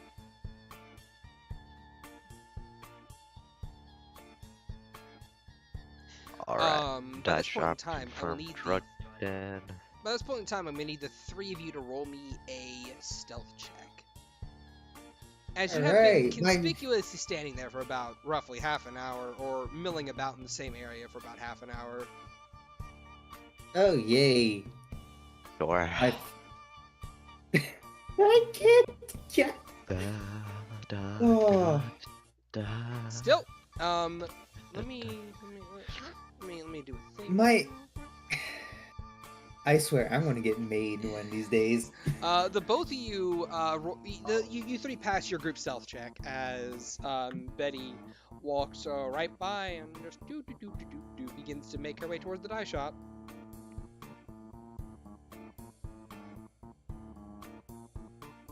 Alright. So, what do you guys want to do? You want to continue to stake out here or follow her instead? Honestly, my main personal concerns lie with dispersion of drugs, not as much the song crystals. So I vote we go over to that shop and get more information on that. True. Might get some more information, if not be able to see where they keep the location of the drugs behind the counter.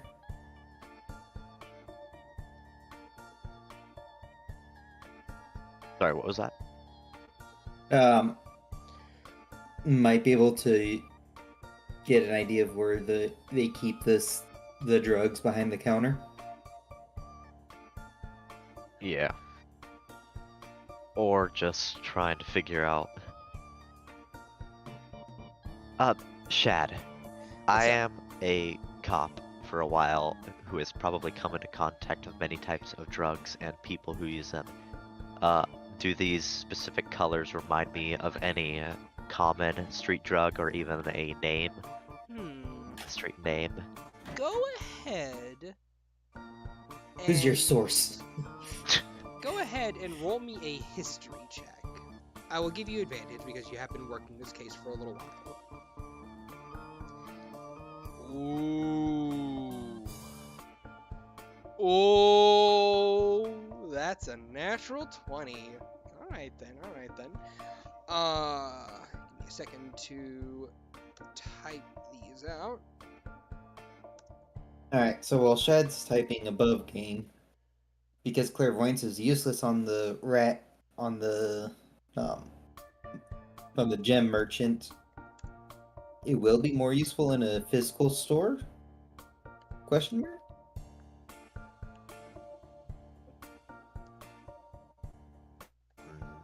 Maybe. Hold on, I'm waiting for Shad. Yep.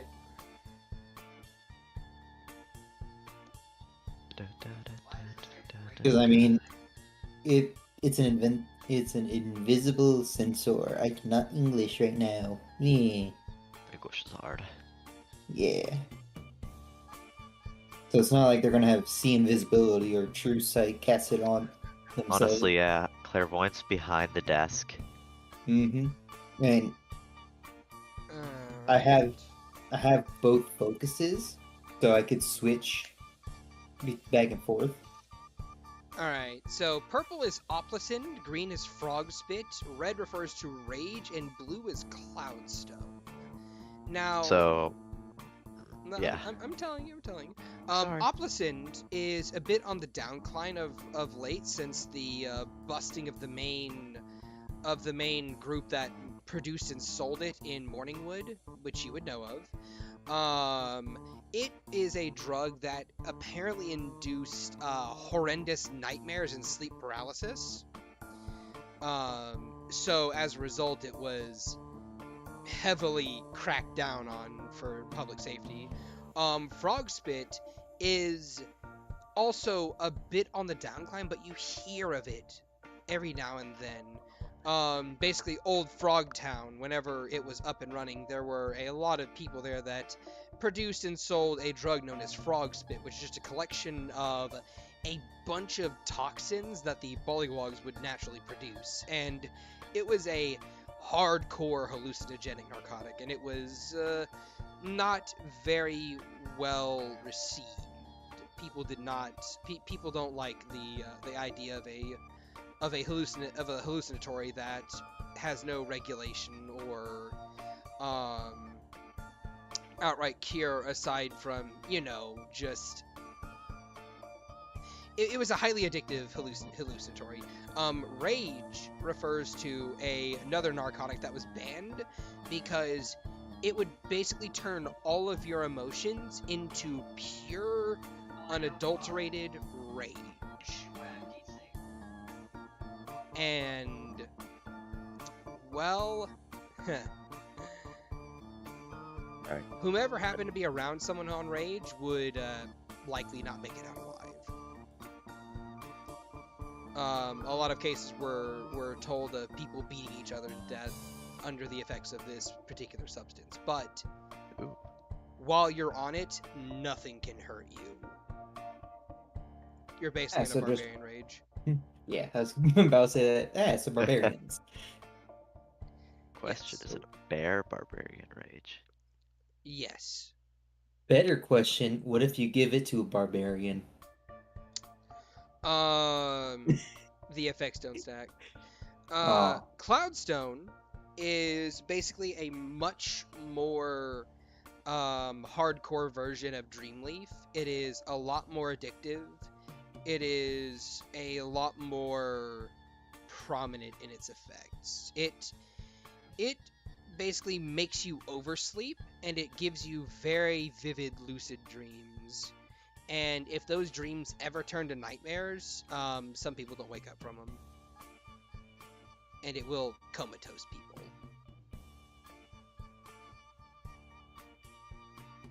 Right, so I say all that. Probably a lot less eloquently. Better take notes. And also a lot... You're keen mind. Yeah, I will do my Better best. take notes. I say. My scribbles are something else. but notes nonetheless. Continue. Funny thing about that, Soren scribbles are also something else. Alright, so that's what we got on our docket. To the dice store. But if you see like any drugs, just write it down. Yep. So, to the dice store. As Veylyn walks into a alleyway and shifts his cloak once more into heavy furs. Alright. Please do not wander off. You are about as stealthy as a box of cutlery. I know. I'm not the best at stealth. Alright, let's go. I would make myself better at stealth, but I don't think using spells for things like that is appropriate at this time. Nah.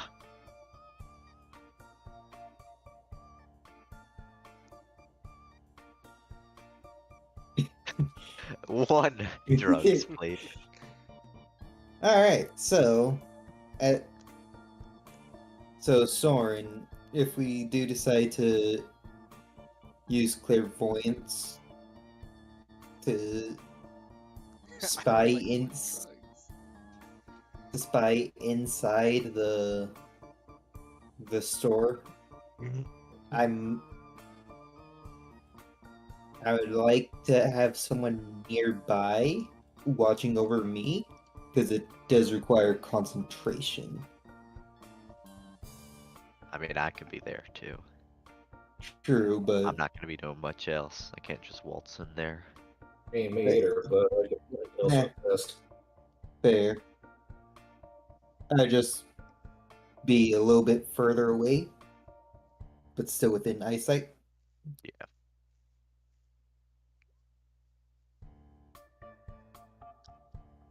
Lloyd. And it does take quite a bit to set up. So let's see if we can't get ahead of this knoll before they get there. Please? Like yesterday? Yeah. Okay, yeah, so I kind of don't think we should just directly tail her. Like, we know where she's going. There's no reason to potentially get caught, so we might as well just Shad, if it's like a winding city, is there any like shortcut or different way that's either just as fast or a little faster as the way she's taking? Within, I don't know, 15 minutes before she gets there? Let's see. 10, 15. Do you have the urchin background? Me? No, Yes. I have the City Watch background though. You know what? Fair enough. That's close enough. Yeah, you know your way around the town. You can easily get there faster before her. Alright. Alright, so probably post up, not like on a street corner somewhere for the time being until she like gets here. We don't want to be like right outside of the steps into the place. Oh yeah. I mean, And just within like eye shot of her walking in, and then we go up and like hide under the window or whatever. I will need you guys to roll me another stealth check if you're going to be openly visible there in some way, shape, or form. oh, It is like far off. Because because you guys have like she saw you guys earlier by the stall, by the stand. Like, she didn't really take much note of you, but if she sees you again, she might take note of you now. So hey, that's I what switched stealth is clothes. After that, I changed clothes, so I'm just another rabbit. I will give you advantage on stealth, Veylyn, because you are able to change your outfit. The other two boys, stealth, please. Changing outfits is my only way to get a decent stealth. 16. Yeah, Alright, this is advantage too because you're not wearing your armor. Yeah, that's the thing. I'm rolling shit. You did roll a 16, which has been your highest. Yeah, it has Yeah. been. What becomes the The advantage? three of you managed to pass your group stealth check. Even without the advantage, you still would have passed. As you see Betty making her way down, just sauntering down the street, approaching the dye stand, approaching the dye shop. I would imagine that Veylyn, you kind of like, walk by the window, cast your clairvoyance. Let me think. Let me look at it real quick. Within range of you, range is 1 mile. Yeah, no, you don't even need to be able to see it. You can just imagine it. You've seen the interior of the store before. You've walked by it. So like be an alleyway. Yeah, no, you can be in an alleyway, and just put it there. Yeah, no, easily enough. Yep. You put a sensor there in, I'm gonna say behind the counter, would you say? Yeah, so I can see. Because first it's going to be through sight. Because I want to see exactly where he grabs the drugs from. Alright then, give me a high or low.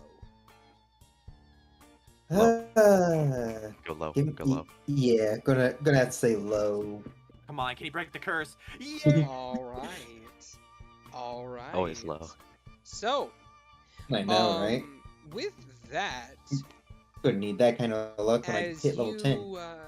As you cast the spell, you close your eyes and you extend your senses into this little ball within your radius that just kind of like pings off of you. You open the third eye in the middle of your forehead, so to speak, and the first thing you see is this man's groin. As you're at crotch level with this giant crocodile lizard folk guy, as he just kind of like is leaning back against the wall. Hey yo! I know, right? Like, come on, Chad, come on. And and as you kind of like rotate your sensor around a little bit, you kind of like rotate it and look around, and you look left, and then you look right, and then you look behind you, and you see that there are a few small packages behind the counter. A few of them appear to be dyes of some sort. Other packages are just obscured as to what their contents are, but each of them is labeled with a different colored ribbon. Some of them have purple ribbons, some of them have green ribbons. A majority of them have either blue or red ribbons. As he's looking at them all, he will tell Max and Soren what packages are and how many he's seen.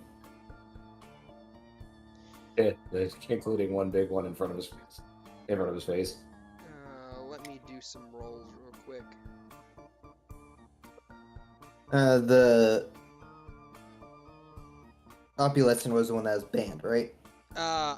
All of these are banned, but the one the two that are running low in supply because their supplies have been interrupted are frog spit and opalescent specifically. Yes.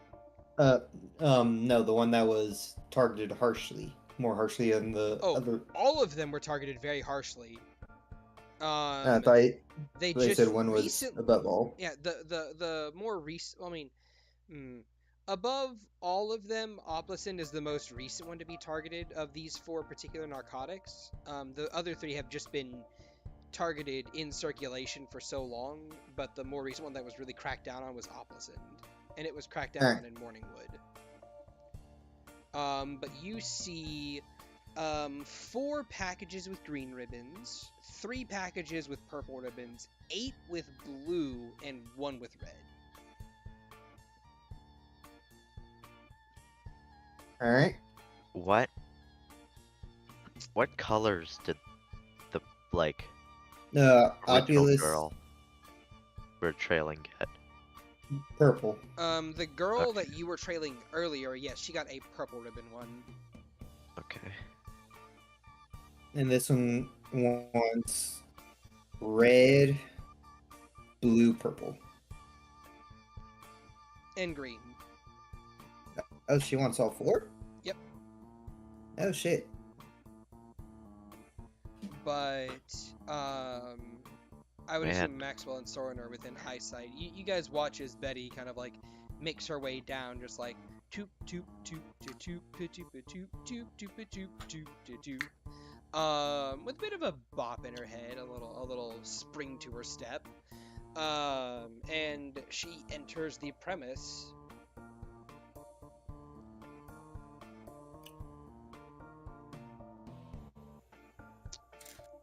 So what do you... Are you wanting to swap your sensor, Veylyn, or you guys want... No, sorry. Are you guys wanting to relay that information to Veylyn so he can swap his sensor, or what? Yeah. Sure. Yeah. Shad. Because I'm not 100% sure on the spell, I'm sort of treating it like Find Familiar, where you can see through your familiar senses. Yeah, that makes sense. Yeah, so whenever I switch... It says, as an action, you can switch between seeing and hearing. Yeah. So right now I'm just seeing, so right now I'm blind, and when I switch, I regain those senses. I will say that is exactly how it will work. Alright, yep. Just letting you know how I'm seeing it. Alright then. Alright. So you have been told to swap.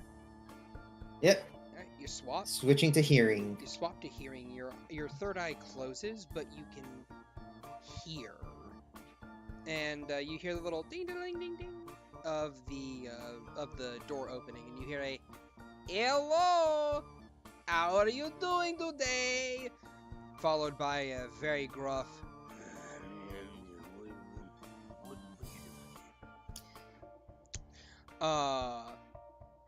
Well, you know what I'm here for. I'm here to get some dyes for myself, yes?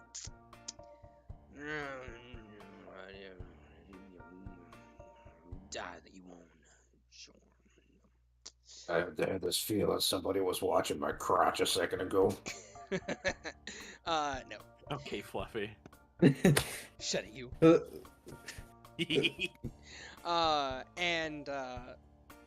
You hear footsteps just tomp tomp tomp tomp, a tomp tomp tomp tomp, tomp tomp tomp tomp, and then you hear a tap tap tap tap tap as a few boxes are laid out above you. From the guy you hear, don't need bow. 600 gold. Wow, that's a really high price you got there, my man. Like, what are you doing with this? Yesterday it was like 400 for the whole lot. Now you go up a whole 200 on me?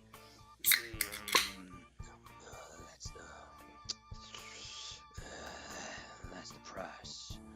If you don't want to pay it, then out of here. You drive a hard bargain, but fine, I'll pay 600 gold. 650. 650, but you were just for the inconvenience.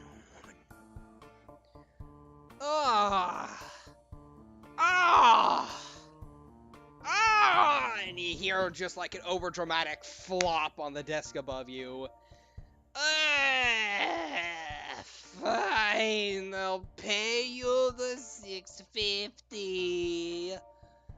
Soren and Max can also hear that last part. She's doing it so loud. And you hear the jingling of coins as they are laid out on the counter, just like, And you hear shuffling near your sensor as like a hand is grabbing something.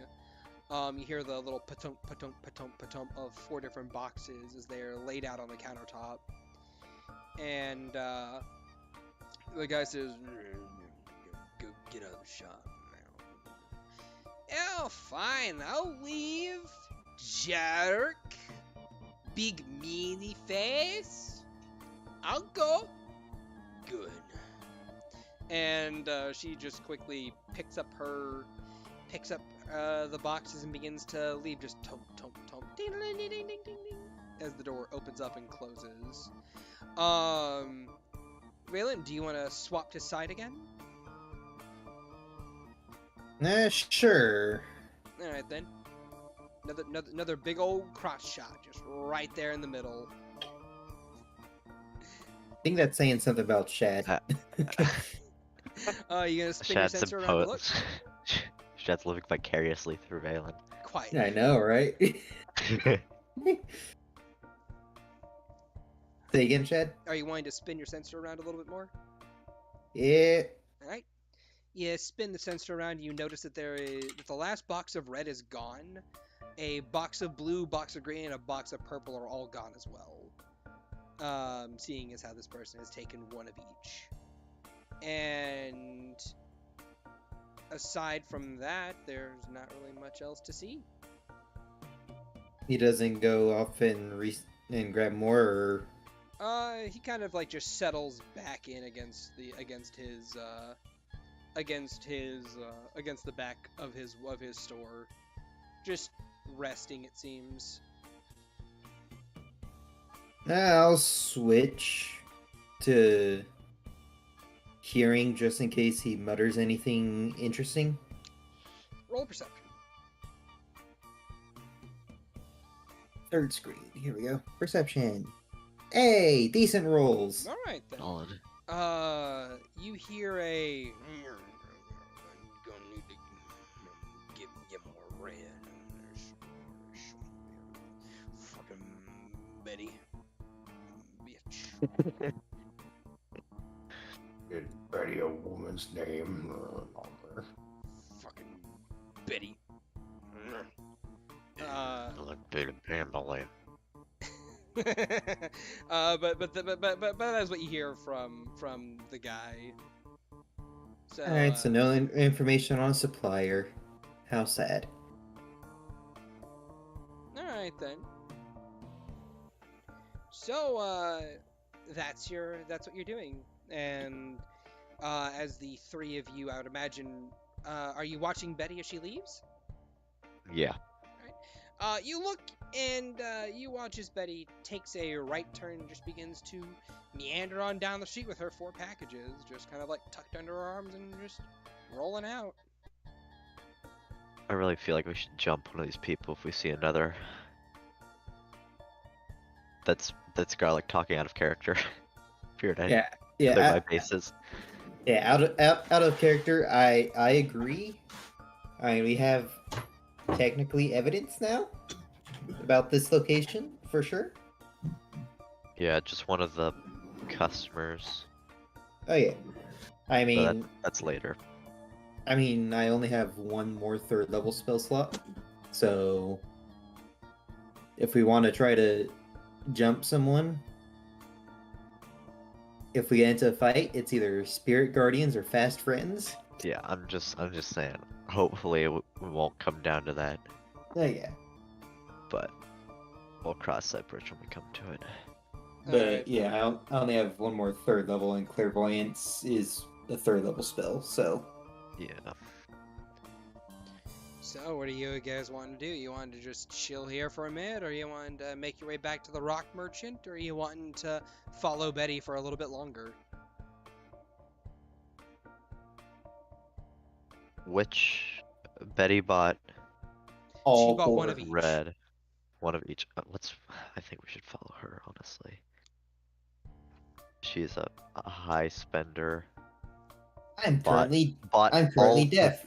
Bought all the drugs. Literally all of them.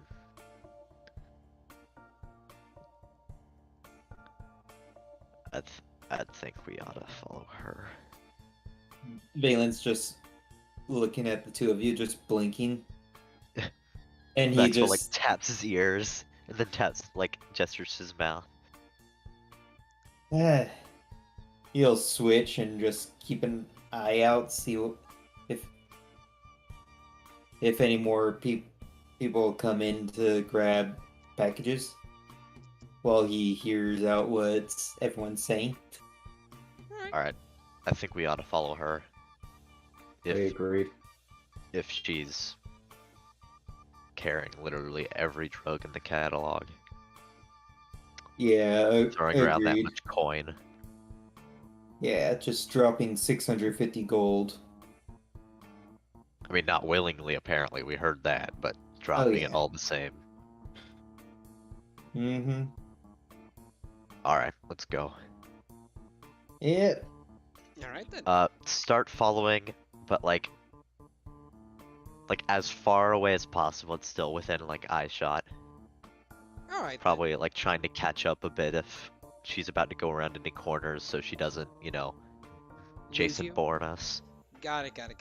I'll say you guys don't need to reroll your stealths. You're fine for that one. You guys begin to follow her as we kind of cut back and we swap back to Oh god. To Percival and Rencois. What are the two of you doing as you escort Bethany over to the bar with no name? So we're walking there, and do I notice anyone following us? I do want to take the opportunity. With the last time I cast Detect Thoughts, I did get through, so the spell doesn't necessarily end, I don't think. So I had it for a little while, yes. So I might have just probed the area to make sure, to see if anyone was actively listening in on us. All right. Roll me a spell book check. Okay. I do that with my intelligence. I'm very smart. The 12. I'll lucky it up. I'll do another one. All right, then go for it. 20. My fatal. Now, do you want to pick between? Now, do you want to pick the 12 or the 20? Oh man, I gotta go with that dirty one. Ah, damn. Okay. So the 12, I got you. Nah, I'm messing. The 12, the 20. You kind of like peek around with your within the range of your spell. It doesn't seem like there's anyone else nearby. Okay. So we're walking in that direction. I'm keeping my very large ears up at the moment as I look to Rencois.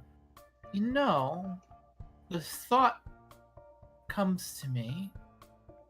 Perhaps instead of removing these maladies, we can dampen them for the moment, get the answers we need, and she can continue the charade until we've uncovered things. For her safety.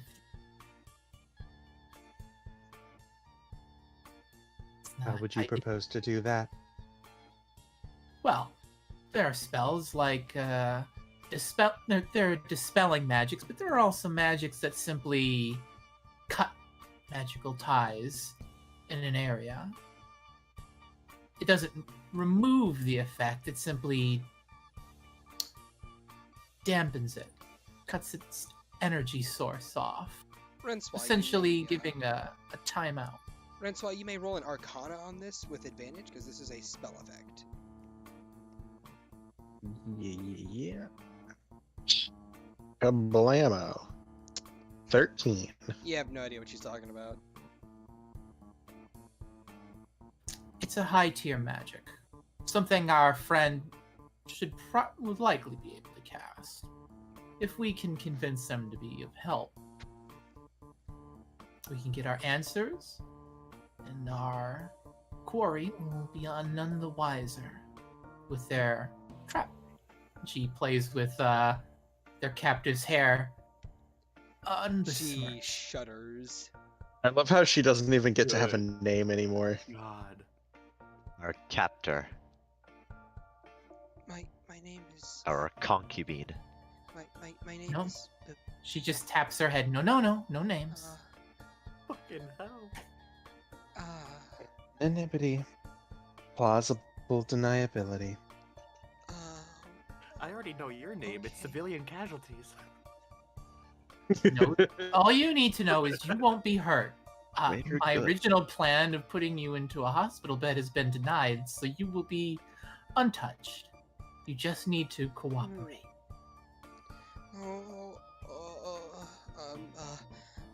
We're just Okay. having a lunch date. We'll even buy you something to eat. Won't that be nice? Yeah, real nice. They make a lunch date very with good two- carrot cocktails. A lunch date with two people I don't know. It's probably better you don't know us. I might be gruff, and my friend here is far softer than I am, but know that by the end of this, as she plays with her hair, you won't have these nasty spells on you, and these terrible people who haunt you won't be around anymore. And you can go about your life without fear. That is what we're the doing. goal. Although the immediate goal is carrot cocktails. Roll me a persuasion, Percival. You'll get a straight roll. You'll get a straight roll on this one because Rencois did back you up a little bit, and Rencois was successful with her persuading earlier, so it cancels out the native disadvantage you have from just how intimidating you are to this girl. It's fair. I only have a +2, but we'll give it a shot. Habuski, 4. I have one more luck point. Let's eat that. By all means, go for it. Habuski, 20. Boom. Oh, get it. I manipulate the forces of fate And people. and people. Yeah, don't worry too much about it. You'll be fine. I'll even sweeten the pot as she pops her shades up and she just has these soft pink eyes that have a bit of a glow to them, and she smiles for the first time. She doesn't relax. Oh, you But know how this goes. Good cop, bad cop. I do a very good job at my end. she doesn't relax fully because she's a very skittish individual by nature, but she does give you a very small, almost imperceptible smile of like, yeah, awesome, nice. I need more than just the one carrot cocktail by the end of this. Oh, you can have as many as you like. I'm sure Rencois is just swimming in coin. Actively knows she isn't. She does give them a sort of smile. It's like, or I could help. I don't mind actually donating a little. She pops her shades back down to those little pinpricks of light beneath the foggy glass. Right, and here we are. I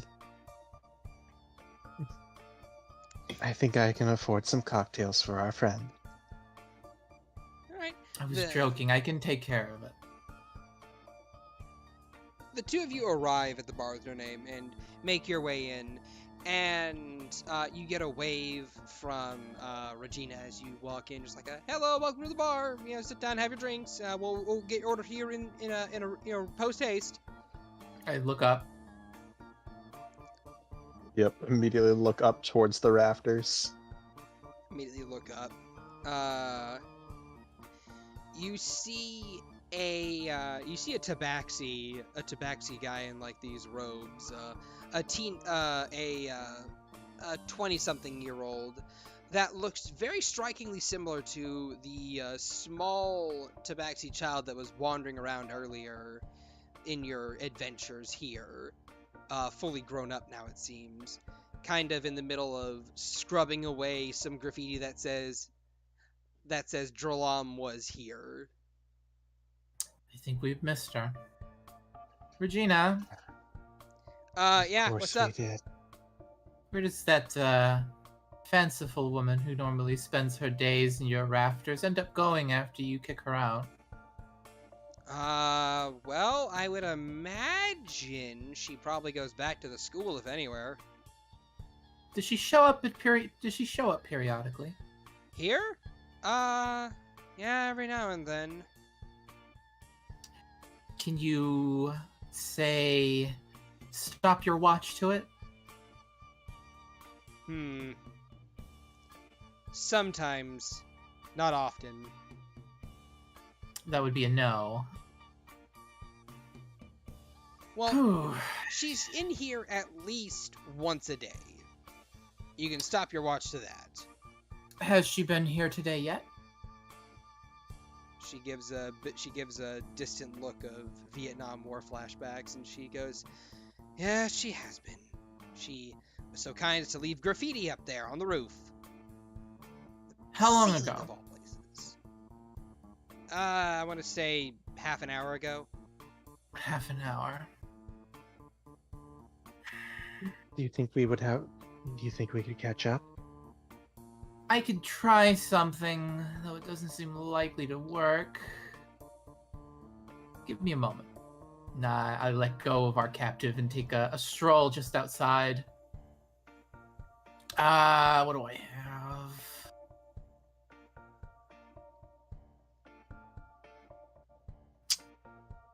She takes a bottle out of her pocket, pops the cork, and has a drink before leaning up against the side of the bar.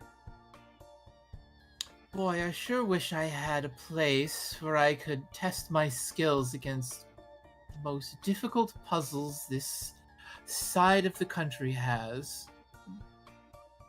Ears tilt and twitch on either side, seeing if it could draw out the ire of the crazed mage.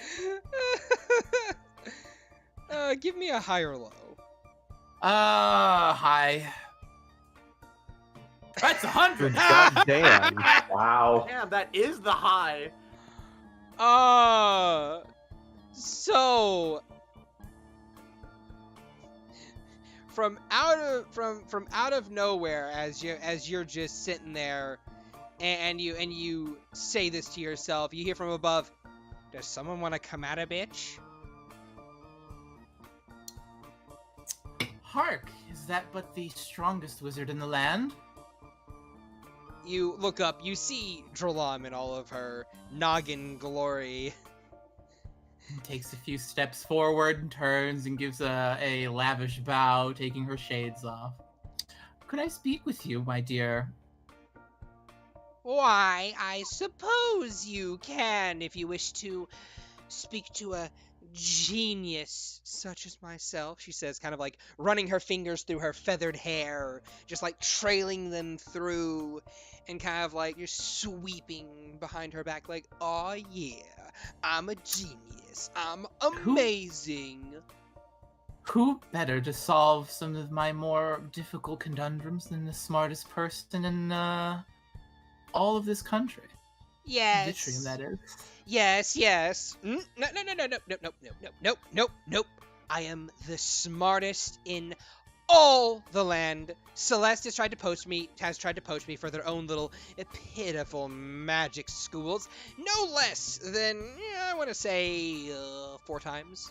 5 times. Well, I have quite the test for you if you think you can match what others think to be impossible.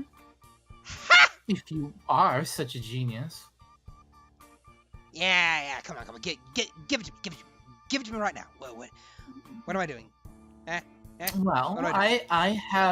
I have a girl who's currently under quite a few magical maladies. She leans next to ch-ldr-n, waving her fingers in a casting sort of fashion. And we need those spells to stay, but we need them dampened so we can question the person unbesmirched by enchantment. Think you could manage such a thing? I think I can manage such a thing.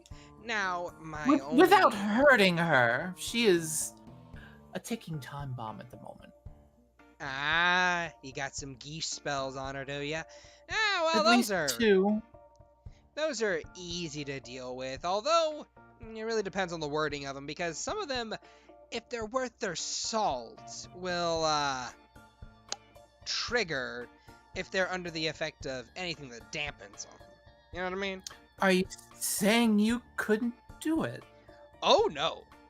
I'm saying I'm the only one who could. And their memory. Quite Memory? a patchwork. Modify memory. Multitude use of it. Easy to get around for a genius such as myself. And what about the stray curveball enchantments that maybe I couldn't see? I'm certainly not as good as you at such things. Perhaps you'd be able to suss out anything I might have overlooked. Ha! I easily could. I'm a genius after all. Fine, Of course show me. you Who is the are. patient? Who is the patient? Give me a moment. We need to do this somewhere where we are not observed. It's a sensitive matter. Really, I am the queen of subtlety. Oh, I know, but and she motions to the very clear outside the front of a very well-trafficked bar. Perhaps this spot isn't the one we should be using. Huh. Yeah, you're right. Here, I have a say, key. is She tosses a key down to you. Takes I want the that key. back, though. Of course. Though you do need to tell me where it goes. I don't know. Open a door. Oh! Is it such a thing that it would take me to a liminal space? Probably. I forget. She shuts her eyes for a moment with a sort of like curling like of her lips in a different direction as she strains. If you give me a moment, I'll collect my friends and we'll see if we can't take care of this. As I pop the door open and lean in. Rencois! I've located our friend. If you'd be so kind to bring excellent. our project with you, and we can hopefully take care of this mess. Bethany just looks As even just blanches even further.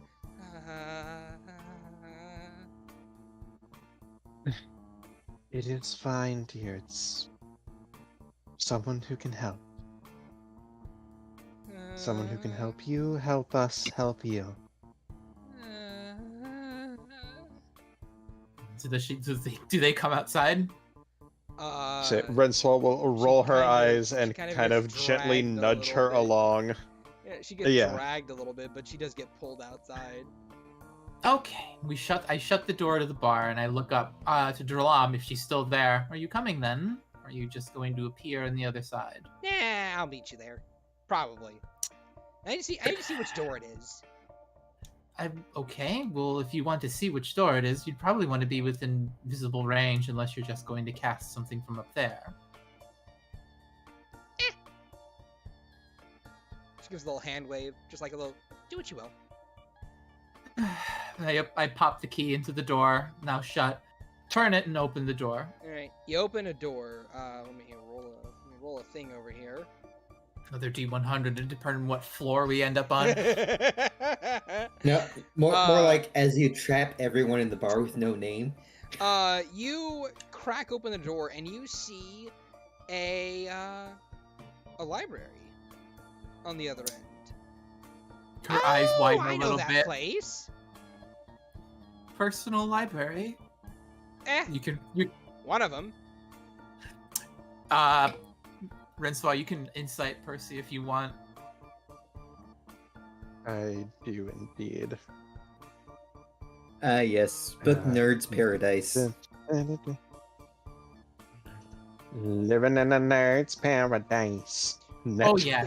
You Ooh. see gears turning in her head. There's like, how many books can I locate and how many can I steal? It's like, how many books can I get away with?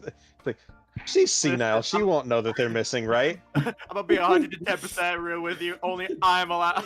I'm probably able to steal any of those things. Well, her thinking is, what would she not miss? She needs to find doubles, is what she's thinking in her head. Yeah, that makes sense. So yeah, you're gonna walk in?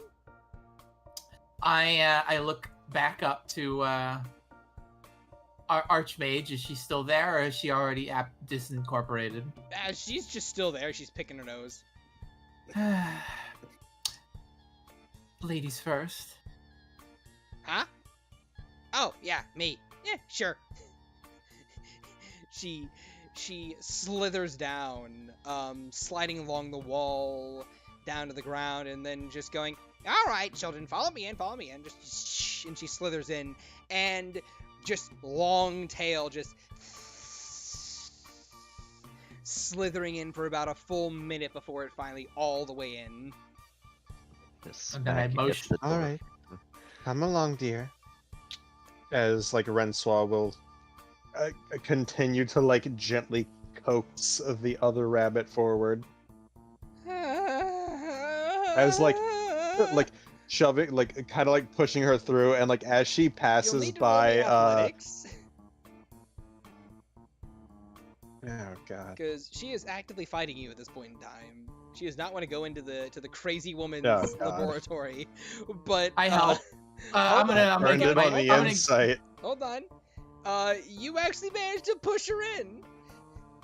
Oh, She's good. Like, she rolled like a 1. She's a wet noodle against your body as you just kind of like DC push 5. her in, just like. She got a 3. And like as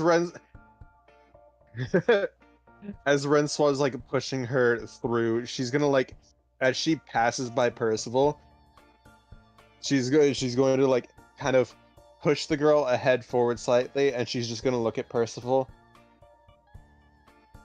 After this, I am clearly not the wallflower. Gives you a wide continues smile. pushing her through. She pulls the key from the door, steps inside after them, and shuts it behind her. All right. As the door. The key. She Right. stuffs the key in her pocket, though. All right. As you pull the key out and walk into the room, the key disappears and the door shuts behind you, sealing against the wall as it becomes just one part of the bookshelves behind you. She cusses to herself as she was going to slide it into her bag. And from within, ch-ldr-n says, "Welcome to a library. I think I forget where this one is. Hey, babe, my children, my babies! It's your mother, ch-ldr-n. I'm back." And then you see a bunch of golems begin to slide out of the floors as elementals conjure themselves from the air, and they begin to power up various different attacks as they surround the three of you. And she says, "Oh, and guess, and guess, and guess," and they immediately just go, just power down, just sliding back into the floor and discorporeating left, front, and center all over the place. I kind of like, I watched this and hoped I was going to say something, but they stop, and I kind of looked to Rencois and I was like, what do you think the chances are what we're looking for is here? Wouldn't that be interesting? Interesting and far too easy. Yes, but... It would not hurt to search, but I would not my thinking count exactly. my chickens, as it were. Always assuming the hardest path is the only one. All right, then. Either way. We kind of, I assume at this point, me and Rencois like hook our arms around this girl's arms and just lift her legs off the ground as we go. Yeah, she's like, no, please, I don't want to do this. She's scary. Oh, for fuck's sake, it is. Oh, for fuck's sake, it is a library. I believe she's talking about the golems with the deadly spells and the crazed mage.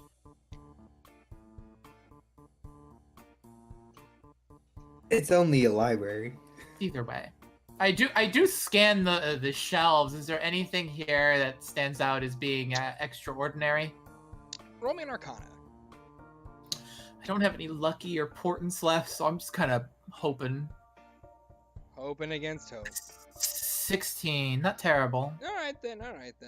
You pour your eyes along the various tomes along the walls, and there are a variety of titles that just kind of seem odd to you.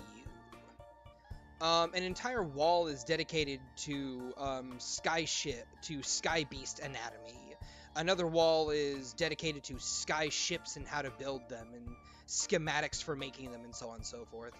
In fact, both of you roll me a perception check. 12. All right. Skeption go burr. 9. Percival, you very barely notice it, but your ears pick up a faint humming, a thrumming sensation around you that seems to vibrate beneath your feet. And you got any idea what that is? The room itself seems to have... It's hard to describe, but it doesn't seem to be perfectly oriented at any given point in time. Like, normally speaking, whenever you're walking on a flat surface, it is flat and it doesn't change in perspective or orientation. You notice, like, very, almost imperceptible shifts in orientation. But that's simply because of the fact that you you came from somewhere flat to somewhere that is just off being flat. But yes, it is an assumption you can make. Do I see any spell books? Not like a book, so like, yes, a book on Fireball. I'm like someone's spell book. Not necessarily ch-ldr-n's, just like, or maybe one of ch-ldr-n's old spell books that she hasn't used in 100-something years. I don't know. You don't see any spell books. You do see a lot of spell theory books. You know, a lot of books on the theory behind particular schools of magic, and a lot of them are very much abjuration focused. Yeah, I figured. Nothing interesting to me. Nothing of interest, sadly. Although there is one book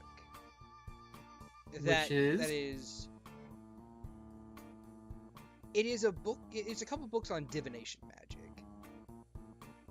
A couple? Yeah, a couple. Like there are books on every spell school here, but the ones in divination magic, I'd imagine, catch your eye more than the others. A majority of them certainly are abjuration, but there are a couple on divination. I think I'll grab what looks to be the most important divination book and tuck it under my arm as we go. Not hiding the fact, really. Okay. Roll me a investigation. 23. All right. There are 3 books you can pick from. There is Divining for Beginners, Contacting Other Planes and the Dangers Behind It, and Portents.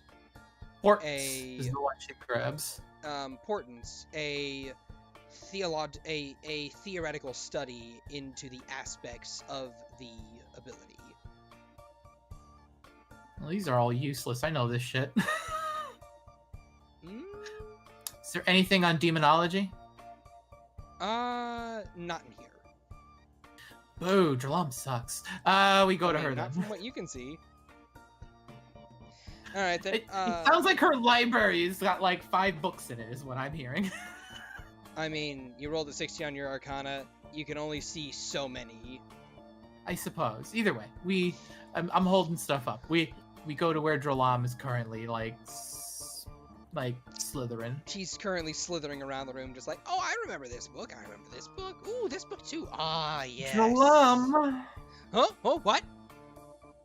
You were here to help us, remember? With your genius? Oh, yes, my genius. And we sit our yes, and our to friend help down. out our friend. Yes. She slithers over to Bethany as Bethany just looks up to her terrified. She goes, "Oh, well, this won't do at all. Here, sleep." And she snaps her fingers, and the girl just goes, ugh, falls asleep immediately. I do want to remind you, we want these spells cast on her to remain. We just need them dampened so we can talk to her, which we can't if she's asleep. She'll be fine. I'll wake her back up in a minute. I just need her to be less all scared little rabbit person so I could help. It's hard to concentrate on spells when someone's twitching and shaking and screaming about, no, please, don't do that to me. I don't want to die. You know what I mean? Agreed? I suppose. That said, just remember, we need the spells cast on her to remain, but we need them to be shut off. Yes. I know. I am a genius. You won't have to worry about those spells going off or some shit like that. Here, just give me a moment to examine them. Oh, very well. Steps away. As she casts a couple more quick spells, and I will give an Arcana check.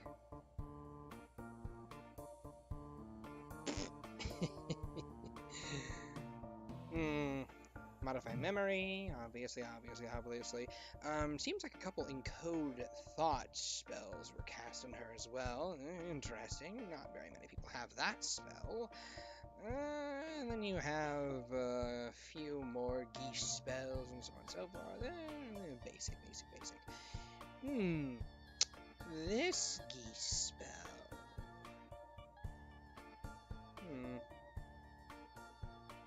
Seems familiar. Bah! Oh well. It'll probably be fine. Maybe. Probably. Who knows? I would exercise caution. We do need her unbesmirched.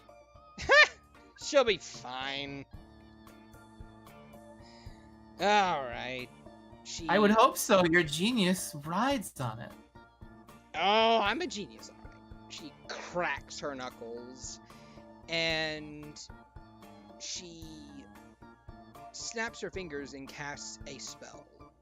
I will say, and for Percy's thing, she kind of has a look on her face like she's watching a horse race, and she's made a lot of bets on one of the horses. Percival and Rencois, the both of you may make me an Arcana check. Rencois, you do not have advantage on this one. Oh, geez. Do I get advantage? Why does Rencois have advantage normally? Because of their particular training on spell effects. Oh.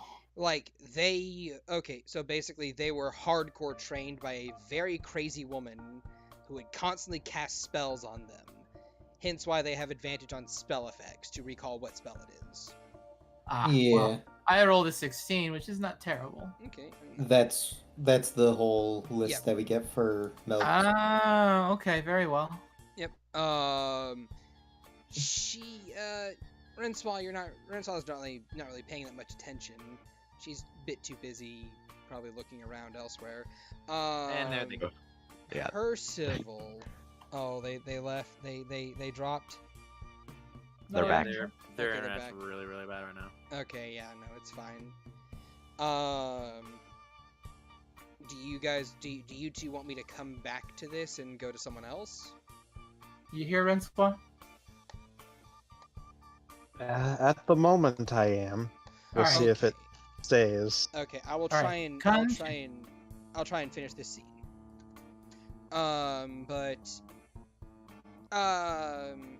Percival, I have a question. Do you have any enchantment spells prepared? Yeah, probably a couple. All I right. have, let's see here. What do I have? Silvery barbs. I know minimum. Yeah, silvery barbs. You can no longer cast any of those enchantment spells while you're within this particular area around Jalam. Ah, interesting. She shuts off enchantment. She Does shut that off take- enchantment spells specifically. Yes. She, I believe, modify memory is also enchantment. Yes. Okay. But basically, as she snaps her fingers, you feel your ability to cast certain spells just shut off immediately. You can no longer cast silvery barbs, and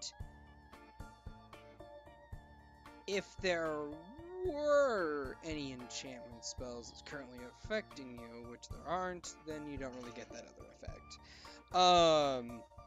But it's very strange that she was able to turn off one school specifically, as she kind of like reaches out with her hand towards Bethany and just gives her a little slap across the face. Wake up! Bethany kind of like just goes, ha ha ha ha ha ha. Memories of And Mel. and then let me make How a are you roll. feeling, dear? Hold on. Let me roll first. She's gonna roll a panic It's check. a- Oh. She just like passes out immediately. She wakes up and she immediately goes, my head. Gallagher. And she begins to spasm in her chair, and she folds backwards. I'm gonna make another save for her. Well, fuck. I'm looking to draw on like. She is alive. Brain blast. If Rencois and Percival would like to, the both of you may make me a Arcana check. 22. This is not a spell effect. This is just something else. So Rencois normal. Okay, 18. 18 and Bad. 22. This is probably the backlash of getting all of her memories back at once. I say, can I also make like freight train of her memories. I don't know, either athletics or acrobatics to like catch her from like falling to the ground? She's in a chair. Yes. Oh, okay. She was put How to long- sleep and then laid in a chair. I looked at Dralam. How long can you hold this? This? Yeah, indefinitely. Hmm. Well, then that's fantastic. We have our time to, But I don't wanna.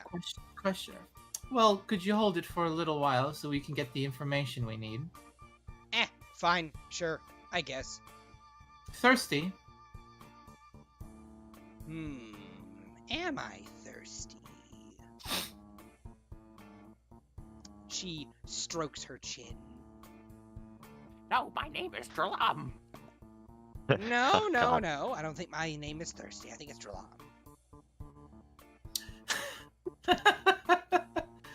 Oh, Lord. Well, I have a bottle of coffee if you would like some. Thank you for this. Ooh, I would love coffee. Is it black? It is! Someone else who likes yes. a bitter drink. Ah, yes, just like I like my men. Bitter. Yes. How'd you know? Can you read my mind? Not at the moment, but here. And she holds out her bottle. I would like that back if you don't mind. Womp, womp, womp. That's an impossibility, I would have to say. She I takes can read your mind. You are she currently takes your, thinking about Taco Tuesdays. Roll me a D. Give me a high or low. Oh god. God.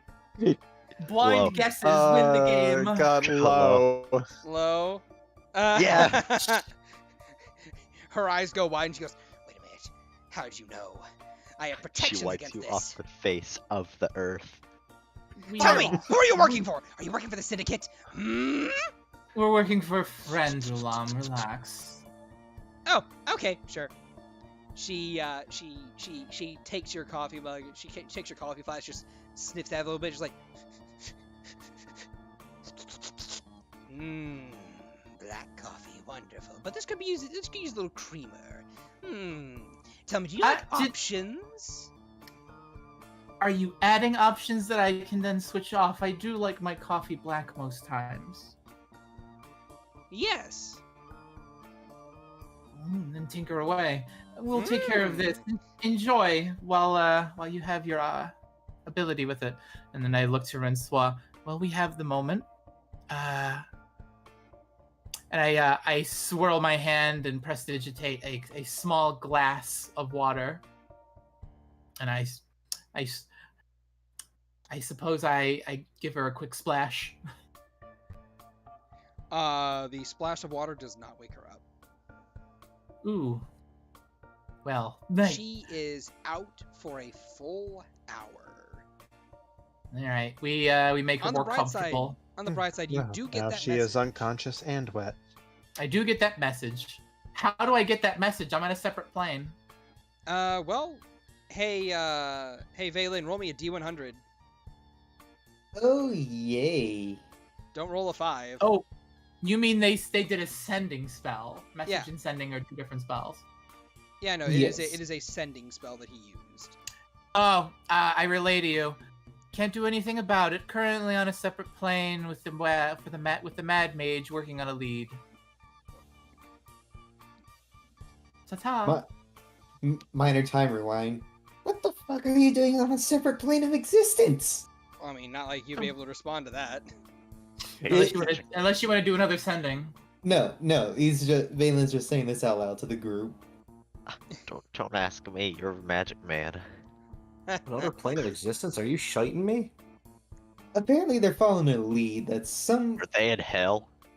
I don't know, but they're with Jalam. I said Mad Mage, yeah. They're with Jalam. Oh, Oh lord. so they are in hell.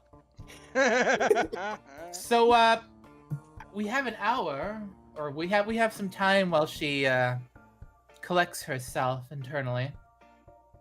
As I'm like kicking my feet on this table, and I shout out to Jalam. Have any books you'd be willing to lend out? Of these? I don't know. Yeah, Well- run them by me first. I'll see if I want to part with them. I do so love researching new spells. If you had any you'd be willing to loan out for a week or so. I'm a young mage. You'd only be enriching me. You might need to roll me a persuasion check, but you might also have advantage because of your previous Okay. incumbency. Calling me a genius and whatnot.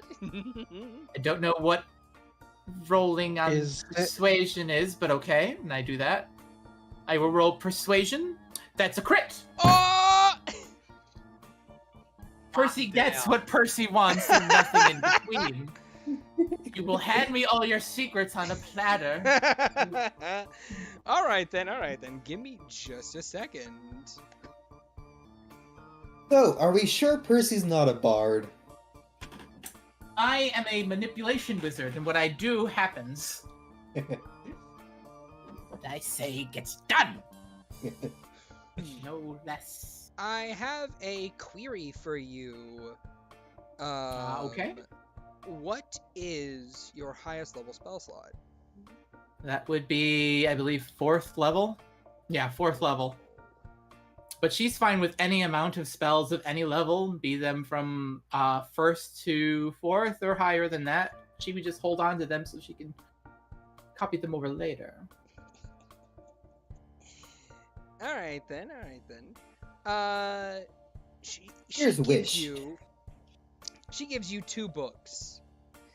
The first one is she gives you a spell scroll and a book. The first is a spell scroll for the divination spell, if you do not have it already. I do have that one. Hmm. I take the spell, I was like, I do appreciate this, but this is actually part of my repertoire, though I do appreciate it. Then, she's like, oh, okay, fine then. Your choice, Arcane Eye or Locate Creature. Ooh, difficult. I'll take Arcane Eye. Alrighty then, sure, here, have a scroll of this. And she, she snaps her fingers, and a scroll of paper appears in front of her, and she snatches the air, and a mystical pen appears in her hand as she begins to quickly scribe down a scroll. And over the course of the next 4 minutes, she finishes scribing it out, and she snaps it out of the air, rolls it up, and hands it off to you. I take it. Say, Rencois will turn to her. Is there perchance anything here that may pertain to, well, to teach one who is not naturally inclined to do so on crafting a philosopher's stone? Yeah, sure, probably. I don't know. You have to look around for it. Wow. Oh, hey, you look like the kind of girl who'd be into demons. Are you into demons? She says, looking to Percival. Blinks, looks to Rencois, and kind of leans back. I wouldn't detest the knowledge. Oh, cool. Here. She plucks a book called, that is titled, Other Planes and How to Contact Them. And she hands it off to you. That should have at least 2 spells worth of knowledge in it. Yeah, you're fine. Thank you. She takes the book and the scroll, and are you giving these to me, or am I only borrowing them? You can only cast Tier 4 magic. You can't really cast the spells that are in that book yet. Whenever you learn them, give it back to me. Sound good? Do you have a P.O. She thinks for a moment, and she's like, do you have a P.O. box? That book is mine. Yes, and when I send it, No. take it back. You're just gonna snap your fingers, have it back. Yeah, pretty much. All right. Sure. All these books have like spells on them, you know. I can just snap recall them at any point in time. No, I'm certain of it. I'm certain this entire place is a fun house of strange.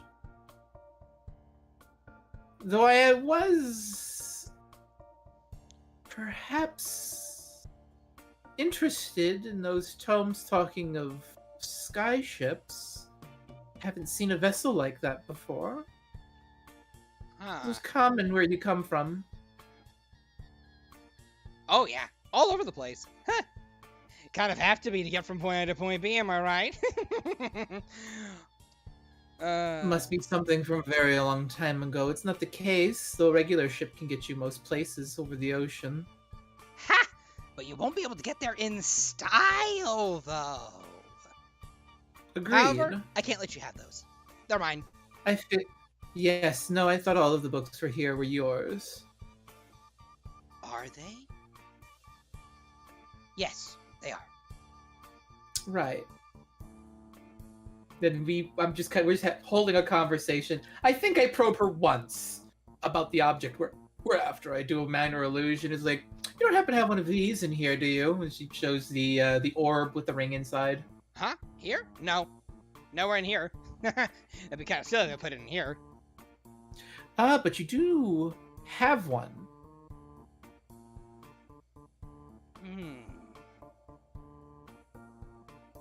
I haven't seen that thing in a long time.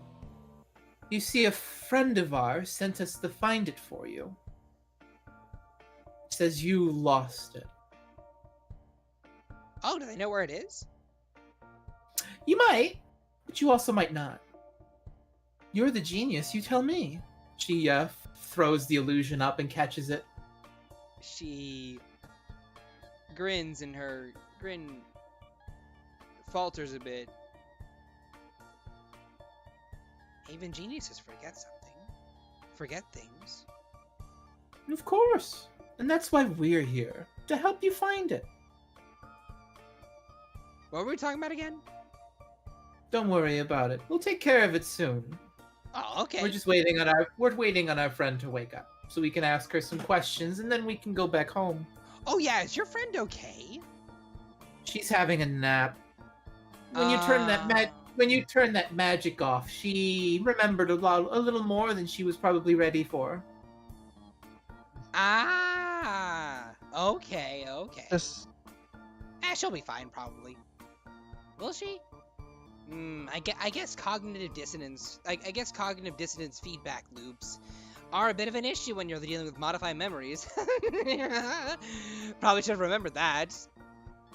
Oh well. Leans over to Rencois, who is going to speak. Sorry, continue. Were you gonna say something, Ren? No. Oh, okay. I thought I heard you start to talk, and I didn't want to cut you off. Alright. So I guess we wait until she starts to come back too?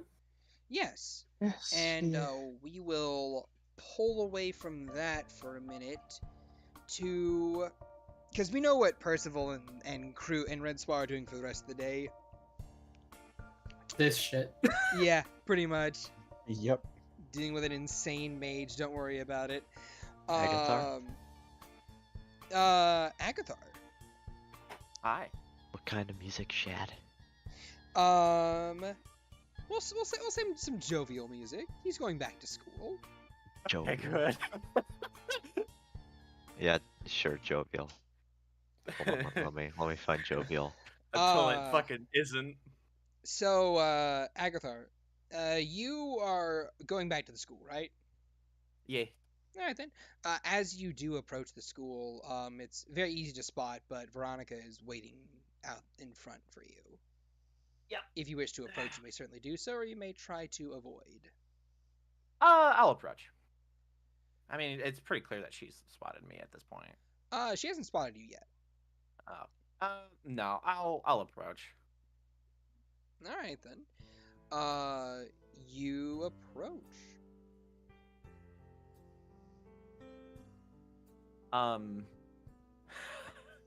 She gives you a wave and she says, hi, again. Are you feeling okay? Yeah, I'm feeling a lot better. That's good. I did a bit of thinking and I'm feeling pretty better. I'm feeling a bit better too. Well, that's good. To class, right? Mm-hmm. And I don't know if you got any food, but I got you this, and she pulls out a little box and just hands it to you. She takes the box and just kind of looks at it. What is it? It's some food. It's a little snack food to kind of like get you through the school day. Oh, okay. I want to inspect the box. Alright, it is just a basic wooden box with like, a bit of a stamp on it. It looks like a street food vendor box. Okay. Do you open it up? Yeah, I'll open it. Right. Inside, you have a couple mochi balls with like some calamari and a little fork to kind of like eat them with like a cup with like a dipping sauce. Nice. Sweet. Oh, cool. Thank you. I did get something to eat, but I can always snack. Yeah. Well, back to class, right? Mm-hmm. She gives a bit of a pained grin. Abigail Before gives her a nod and a smile. she nods back, and the two of you make your way into your classroom. Mm-hmm. Right now, she doesn't. She closes the box back up and puts it in her bag. She doesn't touch it yet. Okay. As you kind of like go throughout your day, about halfway through the day, Ariana has a messenger walk their way into the classroom and kind of like deliver a message to her in like a little whispered, hushed tone. Mm-hmm. And you see her eyes kind of flicker for a second. She gives a nod, and she turns to face the rest of the class as you guys are just working on building skeletons. And as the messenger walks out, she taps her chest, casts a spell, and her voice echoes throughout the room. Everyone,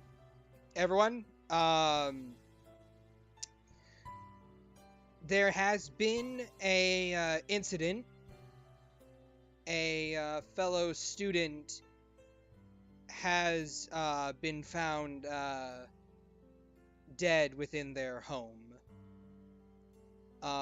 It was apparently a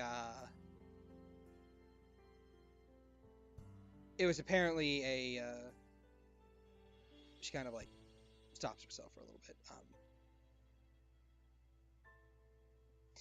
It was not a murder. It was something else. I can't say it here.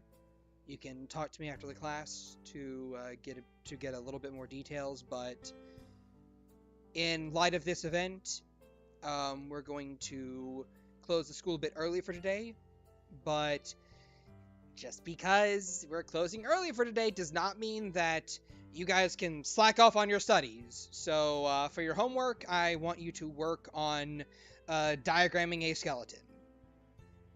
So just take care, complete your assignment, and if you know the person, I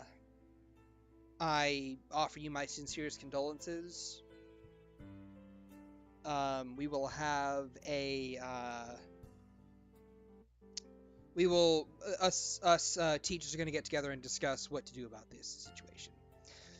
By all means, please feel free to file out, and I hope you each have a good day. And remember that there are places you can go to talk about anything you want to, free of charge, and we will get you the help you need.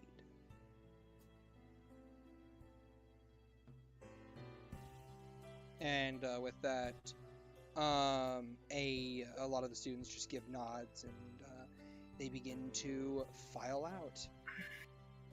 I glance at Veronica, and then I go up to Ariana. Veronica does follow a little bit in tow. Mm-hmm. Abigail, what's up? Hi. I don't know. I wasn't expecting something like this. Did you find out anything more about the skull? Shit. Sorry, the skull. I didn't really have much time to do it on my lunch. I'll have to get back to you on that tomorrow. We have a bit of an important meeting here in a minute. Of course. I just wanted to check in. Okay. But you know how to contact me if you ever needed me to swing by or something. Of course. And Are the two of you doing okay? Did you know the person who passed? I believe her name was Heather Duke. I met her yesterday. I really didn't get a chance to know her. Veronica just says, I didn't know her all that well. I mean, we hung around the same circle of people, but I never really talked to her that much. Okay. Well, my condolences. I don't know if the two of you knew her that well, if you were friends with her, but she's gone. And, well, that's why we're kind of like closing up shop a bit early today. So, by all means, if you two want to talk to me or anyone else about this, we have people to talk to about this situation. Of course. I think I'm okay. But yeah, if anything comes up, I'll let you know. She nods.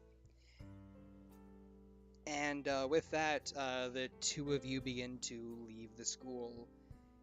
And once you're outside the classroom, Veronica kind of like looks down to you and just says, "So, are we still going back to my place, or are you wanting a bit more time alone?" I think I'm ready. Okay. Just follow me. Mm-hmm. She begins to,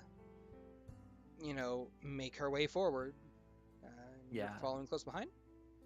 Yeah, Abigail will follow. All right, Abigail will try to connect with Soy Fang again, but like send out real simple message. Another spell ability check. Okay. 6. Nope. Shit. Well, oh well. If she shows up late to the party, she shows up late. Okay. Anyway, so the two of you make your way outside and begin to wander down the streets. Veronica takes you along a winding path through the market district and towards the outskirts of the residential district. And she takes you to the more impoverished side of town, which isn't really saying much in Deepwood because a lot of the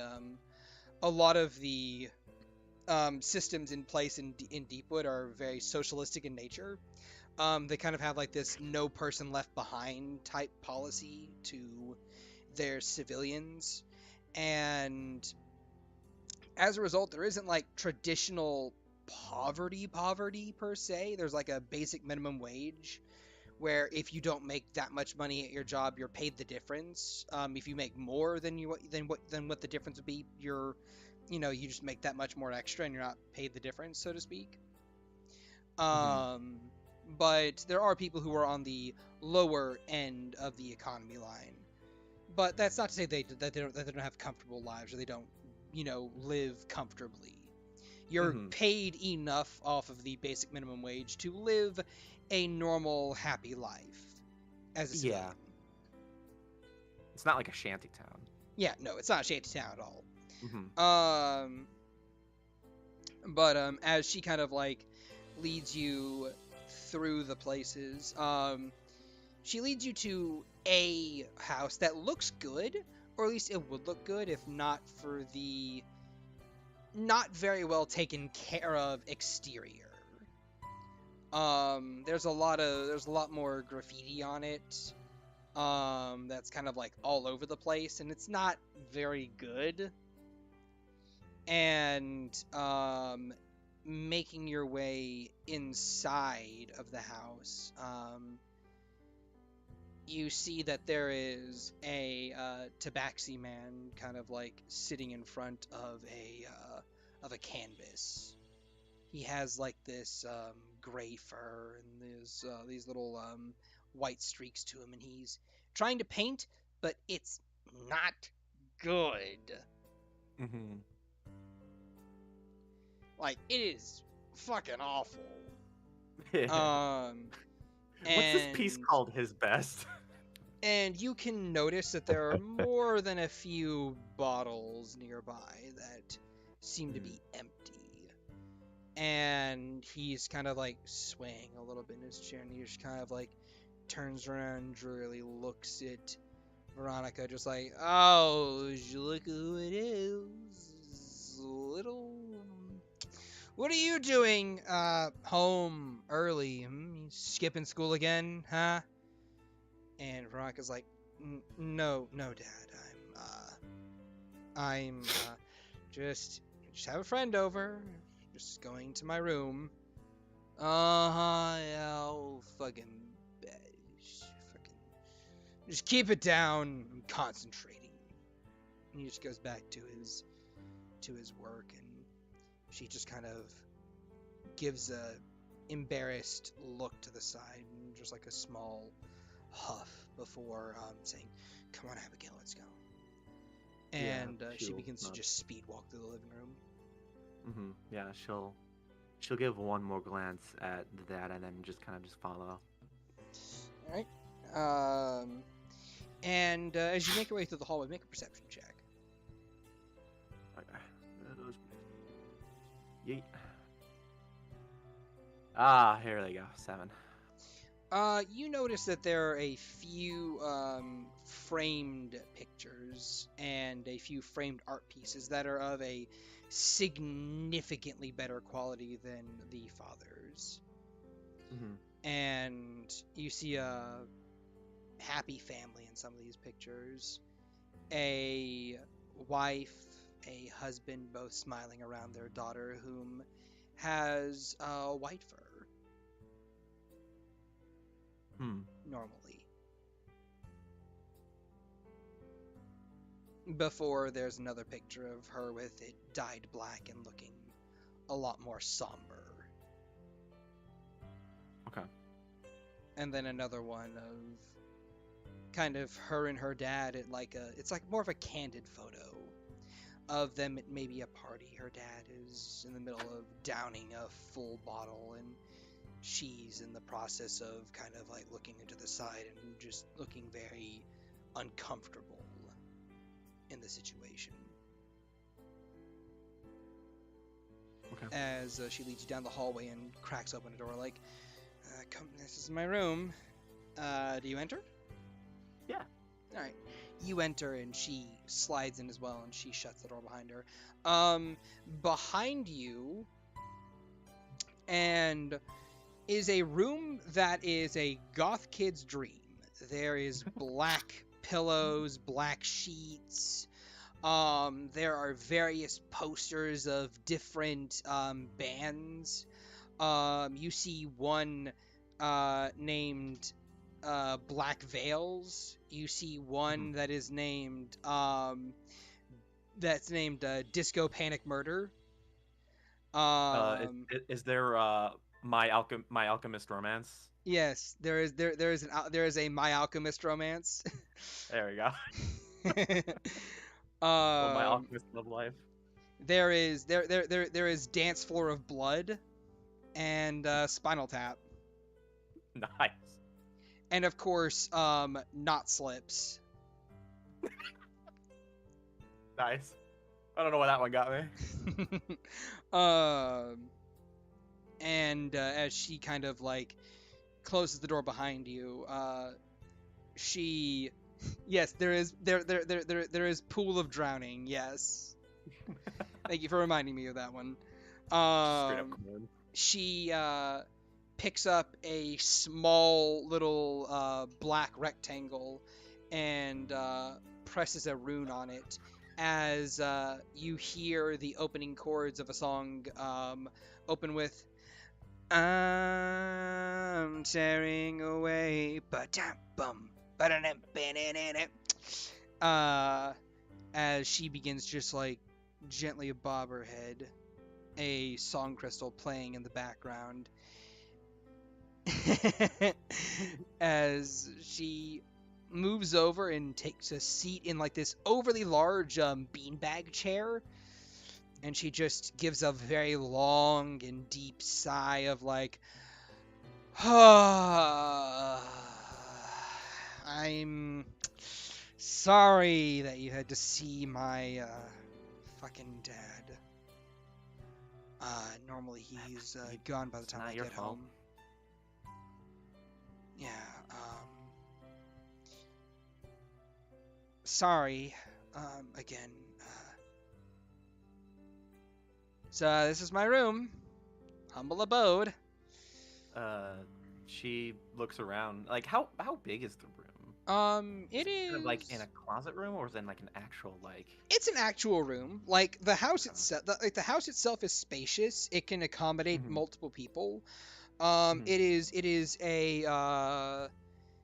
is a 2-bathroom, 3-bedroom house with a master bedroom and 2 other bedrooms, one for guests, one for children, obviously, or one for Mhm. each child if they ever grew up.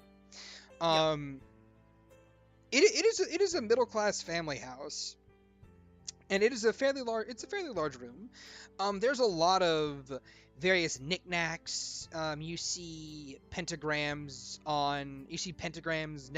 necromantic runes, various black candles, and other books of just necromancy books. Lots and lots of Mhm. necromancy books. I can see the theme. Yeah. Pretty straightforward. What was that? It's pretty straightforward. Yeah, just a little bit. So, what did you want to talk about? And she kind of goes over to the books and just kind of looks up at them, just kind of like still kind of like inspecting the room. All right.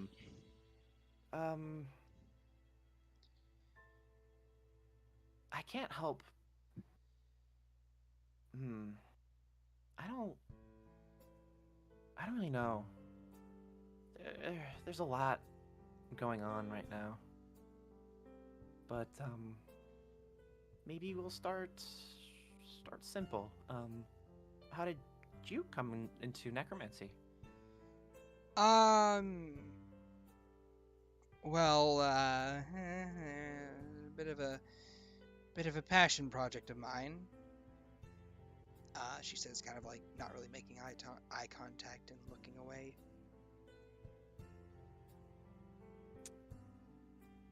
I'm I might as well throw an insight in there as well. We could probably get some vibes off of her, but sure, go ahead. He's observant. He knows. Yeah, 5. 5.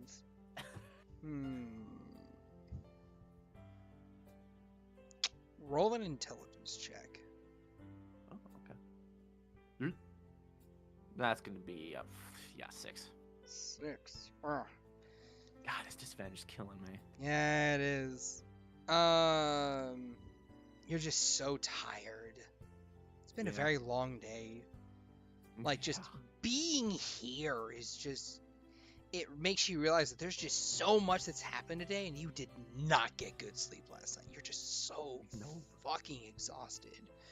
But it seems as if she does have something that she's hiding about that.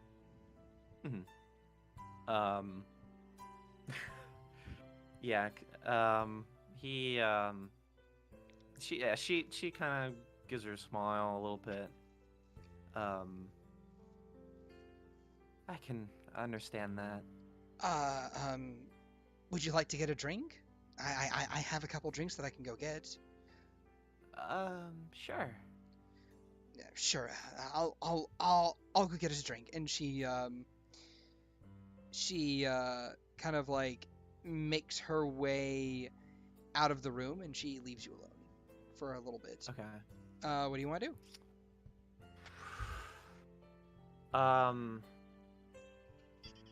Oh boy. Oh boy, oh boy, oh boy, oh boy. I think the only logical thing that he can do, right now is to maybe. Does she have a desk? Yes, she does have a desk where she does her schoolwork at. I want to. I don't want to be long. Just a quick look around of maybe the bookcase. Just a quick look around of maybe where she could potential hiding spots for like information or notes or anything that she doesn't want to get found. Essentially, like hiding spots for dirt, sort of. All right then. Go like, ahead. I don't want to like start tearing the room apart, but I just kind of want to. All right then. Investigation. Maybe do some recon. Yeah, that's 9. A 9. You don't really able to find much in her desk aside from just like a lot of notes. A lot of detailed notes. In fact, roll me Arcana straight. Okay. What is with these fuck?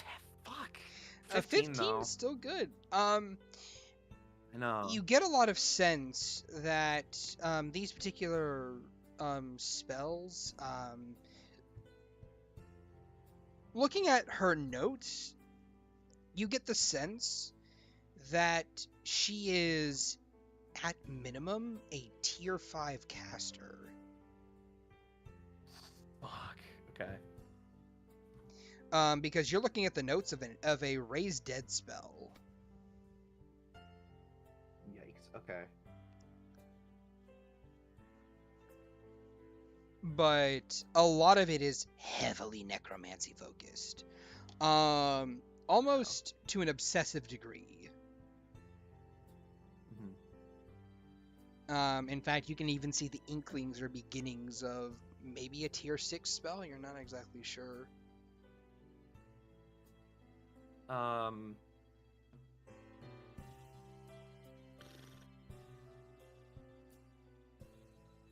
Okay. Yeah, I mean, he's smart enough. He's been there, done that. So I think he knows kind of what her end goal is.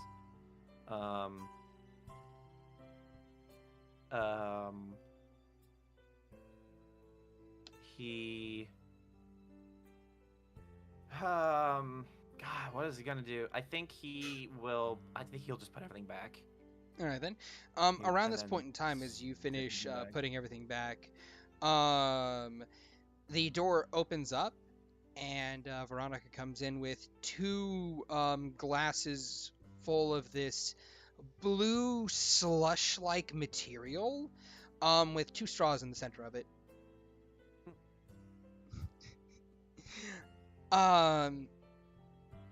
Here, go ahead and take one. Yeah, he'll take the left one. All right then. She hands him the left one. She then takes a long sip of hers, like a long and hard one. Obviously. And, you see her kind of like clench her eyes shut and go, "Ooh, brain freeze, brain freeze." Are you okay? Nope, nah, I'm good. This is great. Is it? Yeah, it is. You look in pain. I mean, it's fine. It's just brain freeze. Sometimes She you looks gotta. very confused. Sometimes you gotta freeze your brain, right? I guess. I'm not sure how freezing the brain helps. I mean, it runs pretty well. And she just looks at the cup. What? What's wrong? Nothing. I don't know. I've never heard of that before. Well, I mean, you should really try it. He will try very little of it, learning from, Mel. Alright then. Testing for poisons. Alright then, go ahead and roll me a nature check. Is this straight with their training? Yes, this is straight. Okay. 5! What is... I'm refreshing. I will give you with a 12. It is... what you have before you is a concoction that is a mixture of ice, blueberry juice, and sugar. Like crushed creamy ice, blueberry sugar. I mean, blueberry juice and sugar. She kind of does the, what is this? And she sips it again. It's a slushy. Yeah, make it out of ice and particular syrupy mixtures, and it's really good. I love them. I kind of like make a lot of them. Slushy. And she takes a couple more sips. Yeah, this is pretty good actually. Yeah, it's really good. Try drinking it. Drink it quickly. Drink it quickly. Melts fast. Shrugs and then just. It's not poison, so she will try to drink it real quick. All right then, roll me a con save.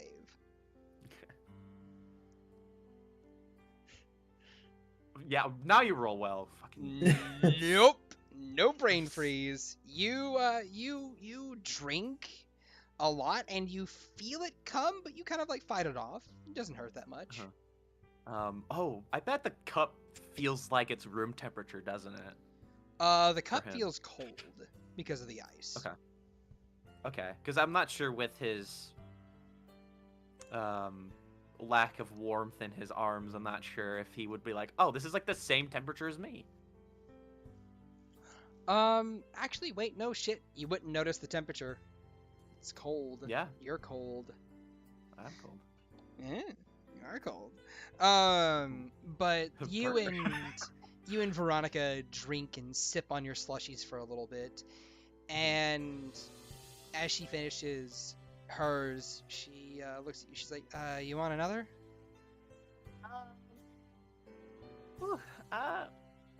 Sure.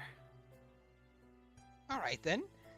She'll smile and take yours and go back into the kitchen and begin to prepare another one.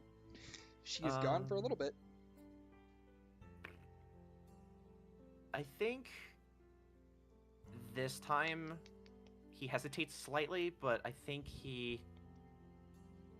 real quick, she's going to sit in the beanbag and pull out the box of food and just like check to see if that's not poisoned. All right then, how are you checking? He's doing a full sweep. He pulls out all of it. And taking very little of it, with his like little claw on his like pinky or something, he just kind of like scoops a little, like a very tiny piece of the solid foods, and then mochi, with the mochi, and then dipping his finger in the sauce and then testing it out that way. All right then. You eat it, and nothing seems to happen.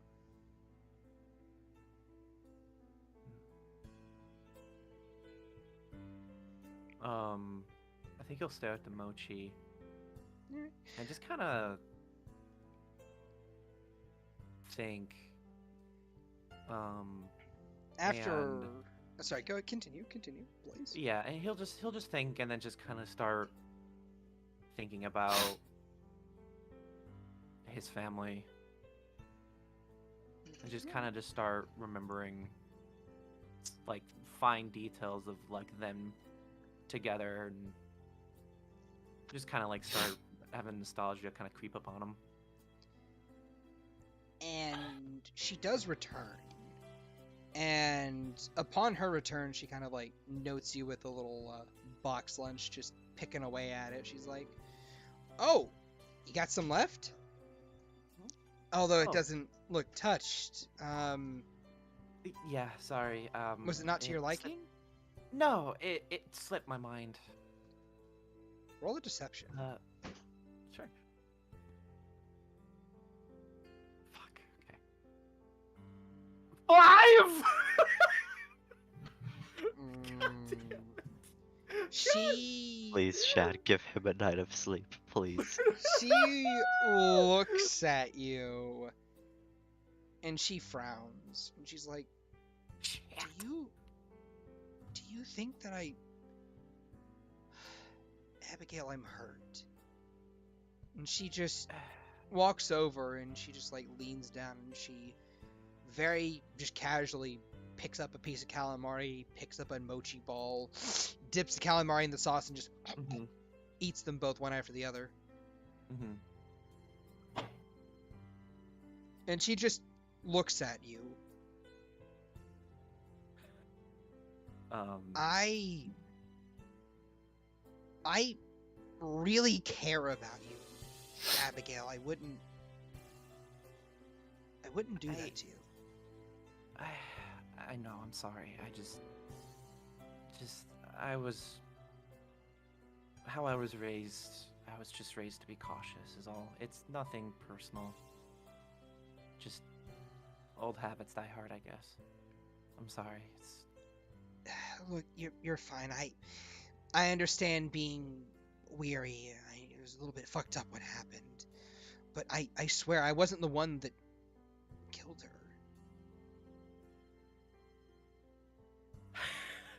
One more insight on that, and then that's done. By all means, roll insight. Okay. Every time it goes. I swear to God, if I get it's a 6. It's not a 5. I'm going up. She is looking you dead in the eyes. She looks almost on the verge of tears. Pleading almost that you believe her. And there's nothing in her expression that would lead you to believe otherwise. Okay. I believe you. I believe you. Okay. Thank you. She was a bitch, and maybe she deserved it, but I wasn't the one who did it. Yeah. I mean, yeah, she definitely wasn't a good person, but... I heard her on the outside. She's being very mean to you for just no reason. Just difference in opinion, I guess. Yeah, well, that difference in opinion got her what she fucking deserved. Maybe.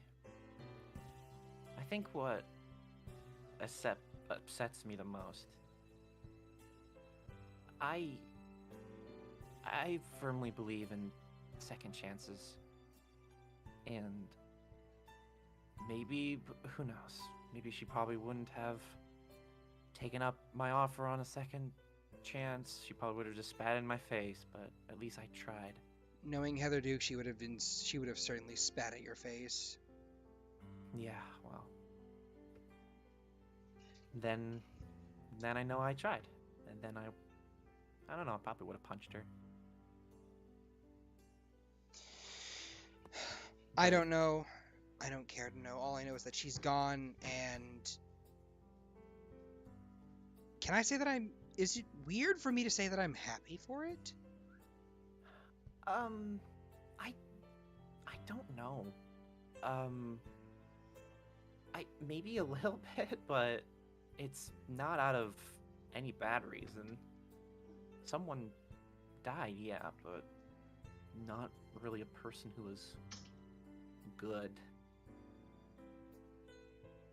But still, her parents still lost their daughter, and then there's that. Well, I mean, I guess that does suck, but I mean, like, if they're rich enough, can't they just bring her back if she's willing? Maybe. They would have to find a necromancer who'd be willing to do it. Or a cleric. Well, I wouldn't be willing to. Me neither. Well, then at least we're in agreement on that. Yeah. But I mean, hey, we worked well together, didn't we? I think so. I think your little buff spells were quite helpful. I tried to be helpful. It's not exactly my forte of magic. Necromancy is kind of like the big thing that I do, but... Yeah. But it's good to have other things in your pocket. Yeah. A little bit. Thank you for not yelling at me or running away or screaming. No, you're welcome. She kind of like takes your hand in hers. Mm-hmm.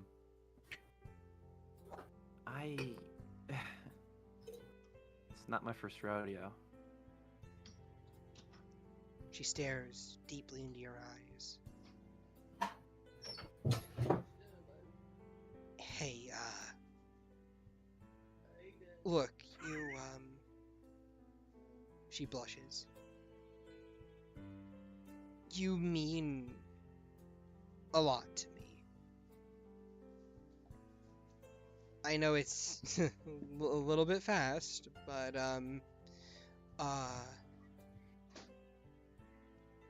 last night, today,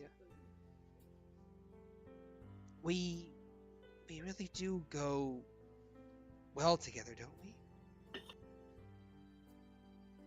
I think,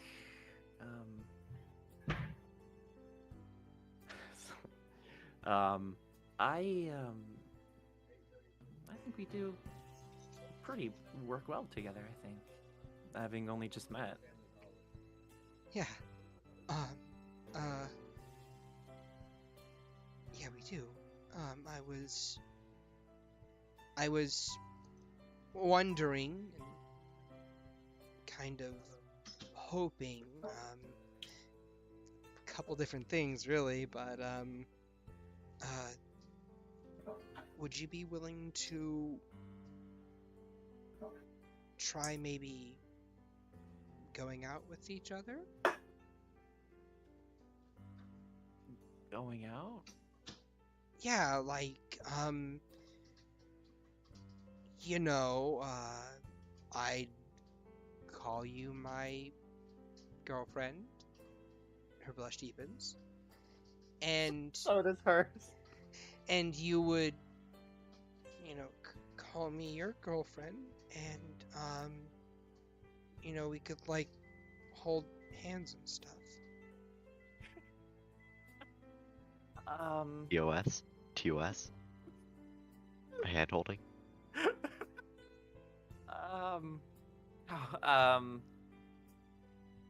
It's kind of fast.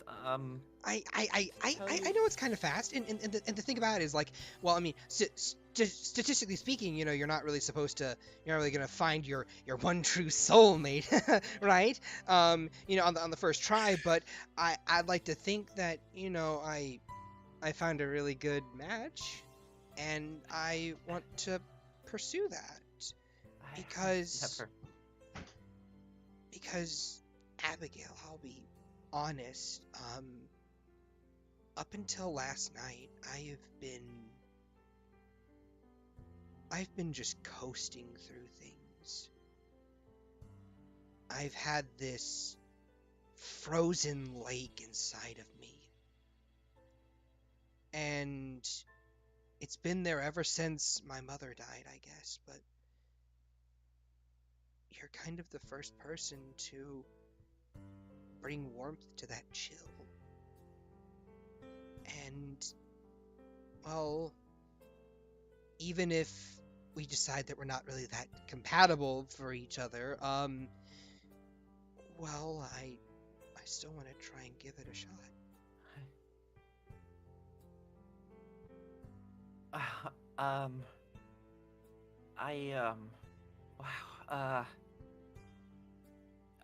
Wow. I've never had this happen before. To tell you, tell you what. How about we go on a couple of dates first, and then maybe we can cross that bridge of. Well, I mean, if you think about it, going on dates is what, bridge.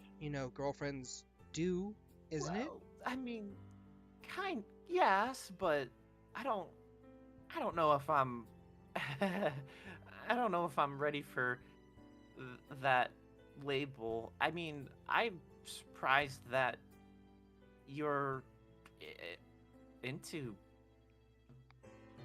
Not I'm trying to say anything. She is staring into assuming- your eyes, I just staring deeply. I'm gonna fucking minimize that. I just never really. I thought. I didn't. Oh god, what's a good way of saying this? She I puts a didn't finger really to your lips and think goes, you were in. "Shh, shh, shh, shh, shh." You don't have to say anything. I know. I've read a lot of books. Let's just see if things feel right. Sure. I'm surprised I haven't seen any. She's going to lean in and attempt. necromancy She's going to lean guys. in and attempt to give you a kiss. I think her head is kind of slowly like slinking backwards a little bit. I didn't think. Surprised any of the necromancy guys were going for you. Here's my question: do you avoid it, or do you let it happen? It is your choice. Oh boy. Oh boy. Keep in mind, there is secret option 3. You may deflect it. Deflect. As in, turn and give the cheek. Yeah, I think he will deflect it. All right then. So he turns. Just watched a quick time event. He turns. She gives him a kiss on the cheek, and she's like, "Oh, okay. Sorry. It's fine. Argana renegade. My books didn't exactly detail a lot of things. Normally there's like a kiss, Will like the lips she, meet, and then there's now she puts her finger on her lips. okay. Veronica, Hmm? let's just take this a step at a time. She gives a very slow nod. Let's not rush. She gives a very slow nod. Cool. And she will kind of have to sit up a little bit, but she will return the cheek kiss softly. Aww. Okay. Abigail returns the cheek kiss on Veronica, and Veronica just she's like, she gives a little squeak, like a little oop.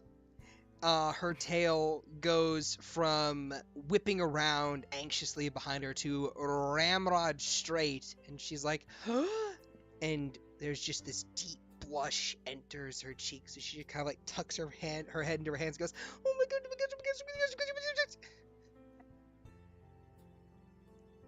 my god." I'm gonna roll a thing. She does not pass out. Okay. Damn, that would be great. Okay.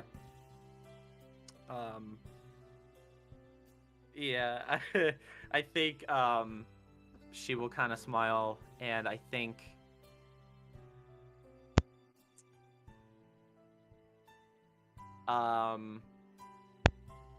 I gotta do a thing. All right, what do you want to do? Okay. She will kind of give a soft laugh and then now let's hang out, right? Yeah, let's let's hang. And the two of you settle into a discussion about the finer workings of necromancy, and you actually try to begin your homework a little bit after talking a couple things. I need you to roll me a straight arcana and 2 charisma checks straight as well. Arcana is a 23. Mm-hmm. Okay. Charisma 1. Natural 1. And charisma 2. 13. Alright then. So you are horrendously exhausted, so and the topics that she starts off with are girl talk topics, of which you have little to no experience with, so it's just like, God. you're like the blind being led through a world that you have no idea about any of it with. The amount of nods and then yeah, sitting and nodding. Just sitting and nodding. And roll me a deception check. Okay. Oh, I have to roll one more because it's disadvantage. I know. Actually, not much worse. 13. All right then. She doesn't see through your disguise through your. She does not see through your disguise because of your terrible knowledge of girl talk topics. I totally forgot. She settles back in. Abigail totally forgets. She's just like, oh shit, wait. She settles back in. Wow, you're really more of a Tom girl, aren't you? Yeah. But the conversation, does carry on well enough, and it goes well into the night. And as we cut away from those guys, from you and Veronica, we'll get back to you guys next session. Moving along, back with Percival and Rencois. An hour passes, and Bethany wakes back up. To start like, Question. What's up? How was I able? What did ch-ldr-n do to my endless bottle of coffee? Is it better? You basically have runes on the side of it that give you options as to what to add to the coffee. You can make it. You can add creamer. You can add sugar. You can add all kinds of different. There's like 3 different kinds of creamer to add to it, and it lets you save. Can I now pour the coffee out of it, or is it still have the quality where it cannot have anything poured out of it? It can only be drank from. You can pour the coffee out of it. Ooh. You can pour up to, I want to say, 8 cups worth of coffee. Otherwise, it's still infinite. Yes.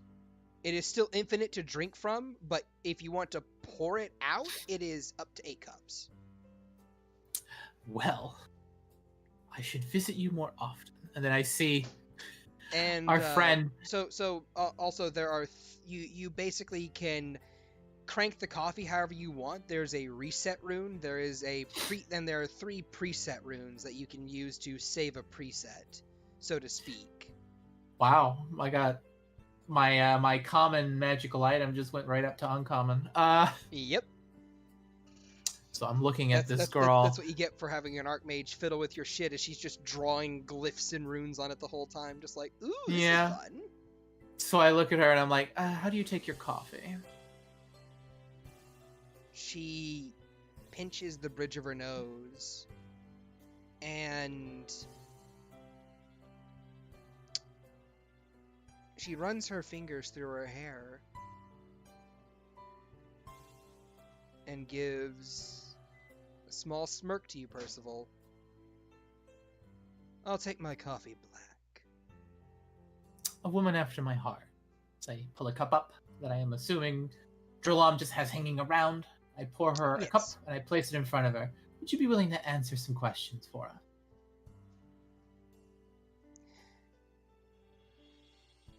Sure. I'd be more than willing to answer some questions. Bethany leans back in her seat, kicks her leg over her other leg in a much more different pose than she had before. As she plucks that cup of coffee and takes a sip from it. Please, feel free to ask away. So, as we understand it, Well, you've for been one, you seem to have a bit more pep in your step. Hold on. Yeah. And as she kind of looks to the both of you, what's the word?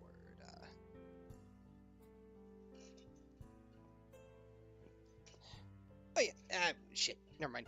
It's already been lost. Yes. You should have a bit more pep in your step. You say to her, Rencois. She turns and goes, yes, I do. Memory magic tends to affect you in unpredictable ways.